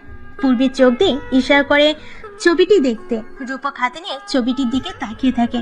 ছবিটিতে তার মা ও তার মতো দেখতে একটি ছেলে, নিশ্চয় তার যমজ ভাই হবে। শিওর হওয়ার জন্য পূর্বীর দিকে তাকায়। পূর্বী সম্মতি দিয়ে বলে, ইয়েস, ইনি আপনার মা রূপক, সাথে ছেলেটা আপনার থেকে 5 সেকেন্ডের বড় যমজ ভাই রাইসুর। সে বর্তমানে মাদকাসক্তির দায়ে জেলে আছে। অবাক হয়ে রূপক বলে, কি? শ্বাস ছেড়ে পূর্বী বলে, জি, রাইসুর মাদকাসক্ত, তবে ও আগে এমন ছিল না। আগে ওরা যেখানে থাকতো সেখানে সবাই রাইসুরকে মাথায় তুলে নাচতো। ওর ব্যবহারে কত শত রমণী প্রেমে পড়তো। বৃদ্ধা থেকে শুরু করে এলাকার অল্প বয়সী আধ বয়সী নারীরাও রাইসুরের প্রশংসায় পঞ্চমুখ ছিল। সে রাইসুর নিজের না থাকলেও যথাসম্ভব চেষ্টা করতো সবাইকে সহযোগিতা করার। যে রাইসুর তার মা রাহেলা বেগমের গর্ব ছিল, সেই রাইসুর আজ মাদকাসক্ত। কেন? খারাপ বন্ধু বান্ধব রাইসুরকে নষ্ট করে দিল। মায়ের কোলে ঘুমানো রাইসুর টাকার জন্য মায়ের গায়ে হাত পর্যন্ত তুলতে বাদ রাখেনি। এর জন্য কে দায়ী? বন্ধু বান্ধব। তবে শুধু খারাপ বন্ধুদেরই দোষ নেই, সাথে রাইসুরেরও আছে। কথায় বলে না, নিজে ঠিক থাকলে জগৎ ঠিক। যারা যুবককে ধ্বংস করার পথে নেমেছে তাদের আমরা ছাড়বো না। যারা স্কুল কলেজ ভার্সিটির ছেলে মেয়েদের ড্রাগস সেবন করাচ্ছে এবং বিক্রি করাচ্ছে, ওদের কখনো ক্ষমা করা হবে না। ওদের শাস্তি পেতে হবে। ভয়াবহ পরিণাম ওদের জন্য অপেক্ষা করছে। কেউ রেহাই পাবে না, কেউ না। চোখ ছলছল করছে রূপকের। মা ভাইয়ের অবস্থার কথা ভেবে কান্না পাচ্ছে। কাপা কাপা কণ্ঠে রূপক বলে, আমি কি আমার মা ও ভাইয়ের সাথে দেখা করতে পারবো পূরবী? ইয়েস, কেন নয়? তবে আমাদের আপনার সাহায্য করতে হবে। এই মুহূর্তে আপনি আমাদের সাহায্য করতে পারেন। কি সাহায্য বলুন? আমি আমার সবটুকু দিয়ে চেষ্টা করবো। আপনাকে ভার্সিটির আশেপাশে রাস্তাঘাটে খেয়াল রাখতে হবে, কে বা কারা এসব সেবন করছে। আপনাকেও তাদের একজন হতে হবে। এক কথায় আপনাকে ওদের মতো মাদকাসক্ত হতে হবে। আপনি কৌশলে সেগুলো ফেলে দিবেন। ওরা যেন এটা জানে আপনিও তাদের মতো ড্রাগস সেবন করছেন। আপনার সাথে আমাদের টিমের অফিসারদের থেকে একজন থাকবে, সে আপনার মতোই অভিনয় করে যাবে। তো বলুন মিস্টার রূপক হাওলাদার রায়হান, আপনি কি আমার প্রস্তাবে রাজি? মাথা নিচু করে রূপক ঠোঁট কামড়ে হেসে বলে। আপনি বললে তো জানো হাজির ম্যাম। বিস্ময়ে সবার মুখ হাও হয়ে যায়। সবার মুখের রিয়াকশন দেখে রাগ বেড়ে যায় পূর্বীর। কটমট চোখে রূপকের দিকে তাকিয়ে থাকে। রূপক পূর্বীর চাহনি দেখে চোখ মারে। তা কারোরই দৃষ্টিগোচর হয়নি। ঠোঁট চেপে সবাই মিটমিট করে হাসছে। তা দেখে পূর্বীর রাগ যেন আকাশ ছুঁল। ধমকে উঠে ডাকে, রুষা। কেঁপে ওঠে রুষা, বলে, জি জি ম্যাম। পূর্বী রুষাকে কিছু বলবে তার আগেই রূপক রুষার দিকে তাকিয়ে বলে, হ্যাঁ, হট লেডি অফিসার। রুষা কটমট করে তাকায়। তা দেখে শব্দ করে হেসে রুষাকে চোখ মারে রূপক। সবার বুঝতে বাকি থাকে না রূপক ফ্ল্যাট করছে, আইনের অফিসারদের সাথে ফ্ল্যাট করছে। এই ছেলের সাহস আছে বলতে হবে। মিস্টার রূপক, আপনি কি কাজ করতে রাজি? আমি রাজি। এখন প্লিজ আমার মা ও ভাইয়ের সাথে দেখা করানোর ব্যবস্থা করুন। পূর্বে মাস্ক পরে নেয়। রূপককে নিয়ে সবাই গাড়ি নিয়ে বেরিয়ে পড়ে রাহেলা বেগমের বাড়ির উদ্দেশ্যে। আধা ঘন্টার ভিতরে পৌঁছে যায় তারা। টিন ও ইটের তৈরি সাধারণ একটি বাড়িতে রাহেলা ও রাইসুদ থাকতেন। দরজার সামনে সবাইকে দাঁড়ায়। আশেপাশের অনেকে উচ্ছ্বাস নিয়ে তাকিয়ে আছে। রূপকের মুখে মাস্ক থাকে কেউ দেখতে পাচ্ছে না, না হলে সবাই রূপককে রাইসুর ভেবে ভুল করতো। রাহেলা বেগমের দিন জায়নামাজে বসে কাটে। ইচ্ছে হলে খান, না হলে খান না। দরজায় ঢোকা দেওয়ার শব্দে উঠে দেন, চোখের পানি মুছে দরজা খুলে দেন। সবাই ভিতরে ঢুকে। রাহেলা বেগম প্লাস্টিকের চেয়ার এগিয়ে দেন বসার জন্য, কিন্তু কেউ বসেনি। সবাই এক কোণে দাঁড়িয়ে থাকে। পূর্বী রূপকে ইশারা করে। রূপক আস্তে আস্তে রাহেলা বেগমের দিকে এগিয়ে আসে। দুই হাত দিয়ে রাহেলা বেগমের মুখ ধরে কিছুক্ষণ তাকিয়ে থাকে। রাহেলা বেগম কিছুই বুঝতে পারছেন না, তবে উনি ভিতর থেকে কেমন একটা টান অনুভব করছেন। এটা কিসের টান? মাতৃত্বের টান, যা না চাইতেও হচ্ছে। কিন্তু রাহিলা বেগম বুঝতে পারছেন না। কণ্ঠরোধ হয়ে আসছে রূপকের। অনেক কষ্টে উচ্চারণ করে, মা। গলার স্বর শুনে রাহিলা বেগম ভাবেন এটা বুঝি তার রাইসুর। রূপক মুখে মাস্ক খোলার পরে আরো নিশ্চিত হন। রূপকের মুখে হাত দিয়ে বুলিয়ে বলেন, আমার রাইসুর। ঠোঁট কামড়ে কান্না আটকে রূপক বলে, মা, আমি রাইসুর না মা, আমি রূপক। আমি তোমার আরেকটা ছেলে, রাইসুর ভাইয়ের যমজ ভাই। থমকে যান রাহিলা বেগম। তার কণ্ঠনালী কাঁপছে, সাথে সমস্ত শরীর অবশ হয়ে আসছে। আবার কাপা কাপা হাতে রূপকের গালে হাত রাখেন। সারা মুখে হাত বুলিয়ে আচমকা চুমু দিতে শুরু করেন। সাথে অবিরাম ভাবে চোখের পানি ঝরছে, যা রূপকের সারা মুখে ভেসে যাচ্ছে। এই নাম বুঝি মা? এত বছর পরে নিজের সন্তানকে দেখতে পাবেন। বিশ্বাস করতে পারেনি রাহিলা বেগম। তিনি তো আশা ছেড়ে দিয়েছিলেন। ভাগ্য তার আরেক ছেলেকে তার কাছে নিয়ে এলো। রূপকের মুখে চুমু দিতে দিতেই জ্ঞান হারান রাহিলা বেগম। ঢলে পড়েন রূপকের বুকে। রূপক দুই হাতে মাকে আগলে নেয়, কোলে তুলে বিছানায় শুয়ে দেয়। রোষা পানি ছিটিয়ে দেয় মুখে। সিয়াম ডাক্তারকে ফোন করে। রূপক মায়ের হাত ধরে হাওমাও করে কান্না করছে। নিয়াজ রূপকের কাঁধে হাত রেখে কাঁদতে মানা করে। রূপকের কান্না থামে না, সে কেঁদে যাচ্ছে। কিছুক্ষণের মধ্যেই ডাক্তার চলে আসেন, কিন্তু রূপক তার মাকে ছাড়ছে না। না চালে ডাক্তার দেখবে কি করে? বাধ্য হয়ে পূর্বী দেয় এক ধমক। সবাই কেঁপে ওঠে সেই ধমকে। রূপক মায়ের হাত ছেড়ে নিয়াজের পাশে এসে দাঁড়ায়। নিয়াজ দুহাতে রূপকের কাঁধ ধরে রেখে সান্ত্বনা দিচ্ছে। রাহিলা বেগমের প্রেশার চেক করেন ডাক্তার, তারপর বলেন, উনি নিয়মিত খাওয়া দাওয়া করছেন না, নিয়মিত ঘুমাচ্ছেন না। এরকম হলে তো উনি মারা যাবেন। এমন করলে তো শুকিয়ে যাবে। আমি কিছু ওষুধ লিখে দিচ্ছি, আর একটা স্যালাইন লিখেছি, ওগুলো নিয়ে আসুন। ওনার শরীর দুর্বল, স্যালাইন না দিলে সুস্থ হবে না। সিয়াম প্রেসক্রিপশন হাতে নিয়ে ছুটে যায় আশেপাশে ফার্মেসি থেকে, সব নিয়ে আসে। ডাক্তার স্যালাইন লাগিয়ে দিয়ে যান, সেই সাথে কোন ওষুধ কিভাবে খেতে হবে সেটাও বলে যান। সবকিছু শেষে সিয়াম ডাক্তারকে নিয়ে বেরিয়ে যায়। পারিশ্রমিক দিয়ে আবারও পূর্বীর সামনে এসে দাঁড়ায়। পূর্বী বুড়ো কুচকে জিজ্ঞাসা করে। সিয়াম পূর্বীর ফোন এগিয়ে দেয়। পূর্বী স্ক্রিনের দিকে তাকায়। জুনিয়র রাজকুমার নামটা ভেসে আসছে স্ক্রিনে সাথে কল্পের হাস্যোজ্জ্বল ড্যাশিং এক ছবি। সবার দৃষ্টি পূর্বীর ফোনের দিকে নিবদ্ধ। রূপক বড় কুঁচকে কল্পের ছবি দেখে পূর্বীর দিকে তাকিয়ে থাকে। অস্বস্তি নিয়ে পূর্বী বলে, কি আমার ফোন আপনার কাছে কেন? মাথা চুলকে সিয়াম বলে, ম্যাম আপনার ফোন গাড়িতে ফেলে এসেছিলেন। হাত বাড়িয়ে ফোন হাতে নেই পূর্বী। সবার দৃষ্টি এখনো তার দিকে নিবদ্ধ। ফোন কেটে অফ করে পকেটে রেখে দেয় পূর্বী। তা দেখে আড়ালে সবাই ঠোঁট কামড়ে হাসে। যার চোখ এড়াতে পারেনি পূর্বী। মনে মনে কল্পের উপর রাগ হয় তার। ফোন দেওয়ার আর সময় পায়নি। বিড়বিড় করে আচ্ছা মতো কল্পকে গালি দেয়, যা পাশে দাঁড়ানো রূপকের কানে যায়। রূপক মাথা নিচু করে হাসে। স্যালাইন শেষ হওয়ার কিছুক্ষণ পর রাহিলা বেগমের জ্ঞান ফিরে। মা ছেলের সে কি কান্না! রাহিলা বেগম হয়তো কখনো ভাবতেও পারেনি আরেক ছেলেকে ফিরে পাবেন। রাহিলা বেগমকে ঘুমের ওষুধ খাওয়ানো হয়েছে, তাই তিনি ঘুমাচ্ছেন। জেসিকে রাহিলা বেগমের খেয়াল রাখতে বলে। রূপককে নিয়ে বেরিয়ে যায় বাকিরা। উদ্দেশ্য রাইসুর ও রূপককে মুখোমুখি করানো। রূপকও ভীষণ এক্সাইটেড নিজের ভাইকে দেখবে, আবার নিজের চেহারার মতো দেখতে। আধা ঘন্টার মধ্যে গোয়েন্দা অফিসে পৌঁছায় সবাই। রাইসুর সহ বাকিদেরকে রিমান্ডে রাখা হয়েছে। আর কিছু সময় তারপরই নিজের চেহারার মতো আরেকজনকে দেখবে রূপক। ভাবতেই রূপকের কেমন অ্যাডভেঞ্চার লাগছে। নিয়াজ ও সিয়াম রাইসুরকে আনতে গেল। রূপককে একটি চেয়ারে বসানো হয়েছে, সামনাসামনি আরেকটি চেয়ার যেটাতে রাইসুরকে বসানো হবে। অন্ধকার কারাগারে শুয়ে আছে রাইসুর। নিজের প্রতি ঘৃণা জন্মাচ্ছে তার। নিজেকে কুলাঙ্গার সন্তান মনে হচ্ছে। সত্যি তো সে কুলাঙ্গার। নেশা দ্রব্যের জন্য মায়ের গায়ে পর্যন্ত হাত তুলতে বাদ রাখেনি সে। অথচ কয়েক মাস আগে এই রাইসুর নিজের হাতে রান্না করে মাকে খাওয়াতো, মায়ের কাপড় ধুয়ে দিত। মাঝে মধ্যে টিউশনির টাকা থেকে যেগুলো খরচ করে বেঁচে দিত, সেই টাকাগুলো দিয়ে মাকে নিয়ে ফুচকা খেত। আশেপাশে মানুষ এসব দেখে চোখ জোড়াতো আর বলতো, এরকম সন্তান যেন প্রতিটি ঘরে জন্মায়। আজ লোকে থুতু দেয়, সবাই মনে মনে রাইসুরের মৃত্যু কামনা করে। কিন্তু সবাই মুখ ফিরিয়ে নিল। মায়ের রাজপুত্র রাইসুর জানে তার মা কখনো তাকে অভিশাপ দিবে না, তাকে ছেড়ে যাবে না। মায়েরা বুঝি এমনই হয়, সন্তান শত অন্যায় করলেও ক্ষমা করে দেন। রাইসুল তোমার সাথে একজন দেখা করতে এসেছে। মুখ তুলে তাকে রাইসুর। তার সাথে দেখা করার মতো শুধু তার মাই আছে। তবে কি তার মা এলেন? রাইসুরের বুকটা হাহাকার করে উঠল। তার মনে হলো কতদিন তার মাকে দু চোখ ভরে দেখা হয়নি, অথচ কয়েক ঘন্টা আগেও তিনি রাইসুরের সাথে দেখা করে গেছেন।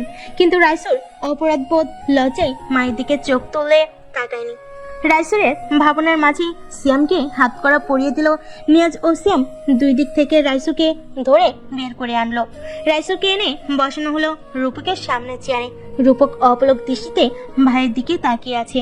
রাইসুর এখনো মাথা তুলে তাকায়নি। সে ভেবেছে তার মা দেখা করতে এসেছেন, তাই মাথা নিচু করে রেখেছে। ভাই চোখ তুলে সামনে বসে থাকা ব্যক্তির দিকে তাকালো রাইসুর। কয়েক সেকেন্ড এভাবে তাকিয়ে থাকলো।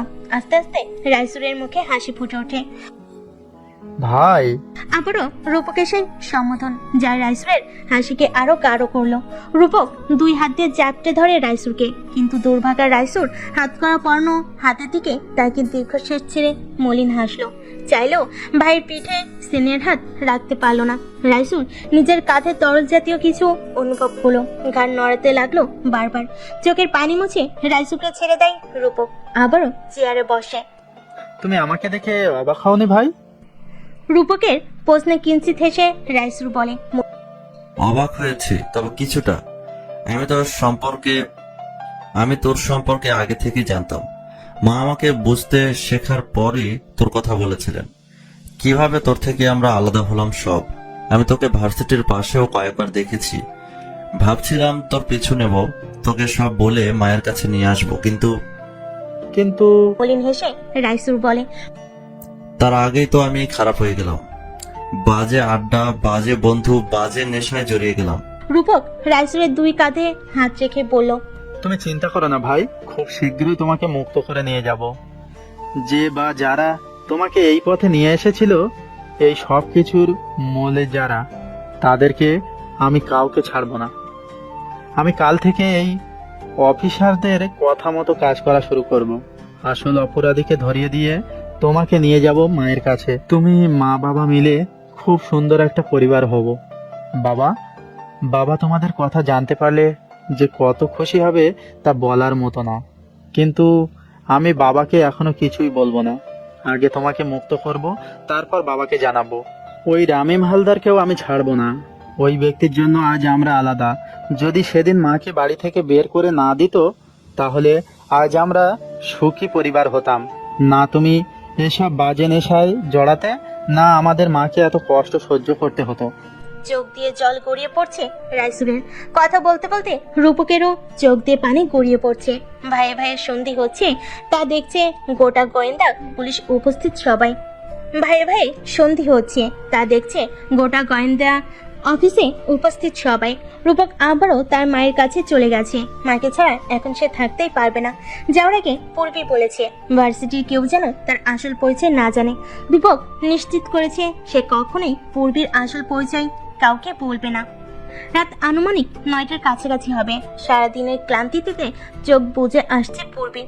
ল্যাপটপ বন্ধ করে বিছানায় শরীর এলিয়ে দিল, তখনই তার ফোন বিকট শব্দে বেজে ওঠে। আশঙ্কিক শব্দের কারণে পূর্বী ভরকে যায়। ঘুম ছুটে পালায় তার। ফোন হাতে নিয়ে স্ক্রিনের দিকে তাকে মুচকে হাসলো। হ্যালো? পাশ থেকে কোনো উত্তর এলো না, শুধু শ্বাস প্রশ্বাসের শব্দ শোনা যাচ্ছে। পূর্বী কিঞ্চিত হেসে বলল, কথা বলবে না? ওপাশ থেকে অস্পষ্টভাবে কারোর ফুফানোর আওয়াজ আসছে। ব্যস্ত হয়ে পূর্বী জিজ্ঞেস করে, কি হয়েছে? গল্প কাঁদছো কেন? তুমি আমাকে একটু ভালোবাসো না সিনিয়র, একটু না। কে বলেছে আমি তোমাকে ভালোবাসি না? তুমি যদি আমাকে ভালোই বাসতে তবে কখনো আমাকে অবহেলা করতে পারতে না, আমার কল রিসিভ করতে। সরি গল্প, তখন আমি জরুরি কাজে ছিলাম। তখন ফোন রিসিভ করার অবস্থায় ছিলাম না আমি। কাজ? আমার বেলাতেই তোমার সব কাজের কথা, বাকি সবার বেলায় ঠিকই আছে।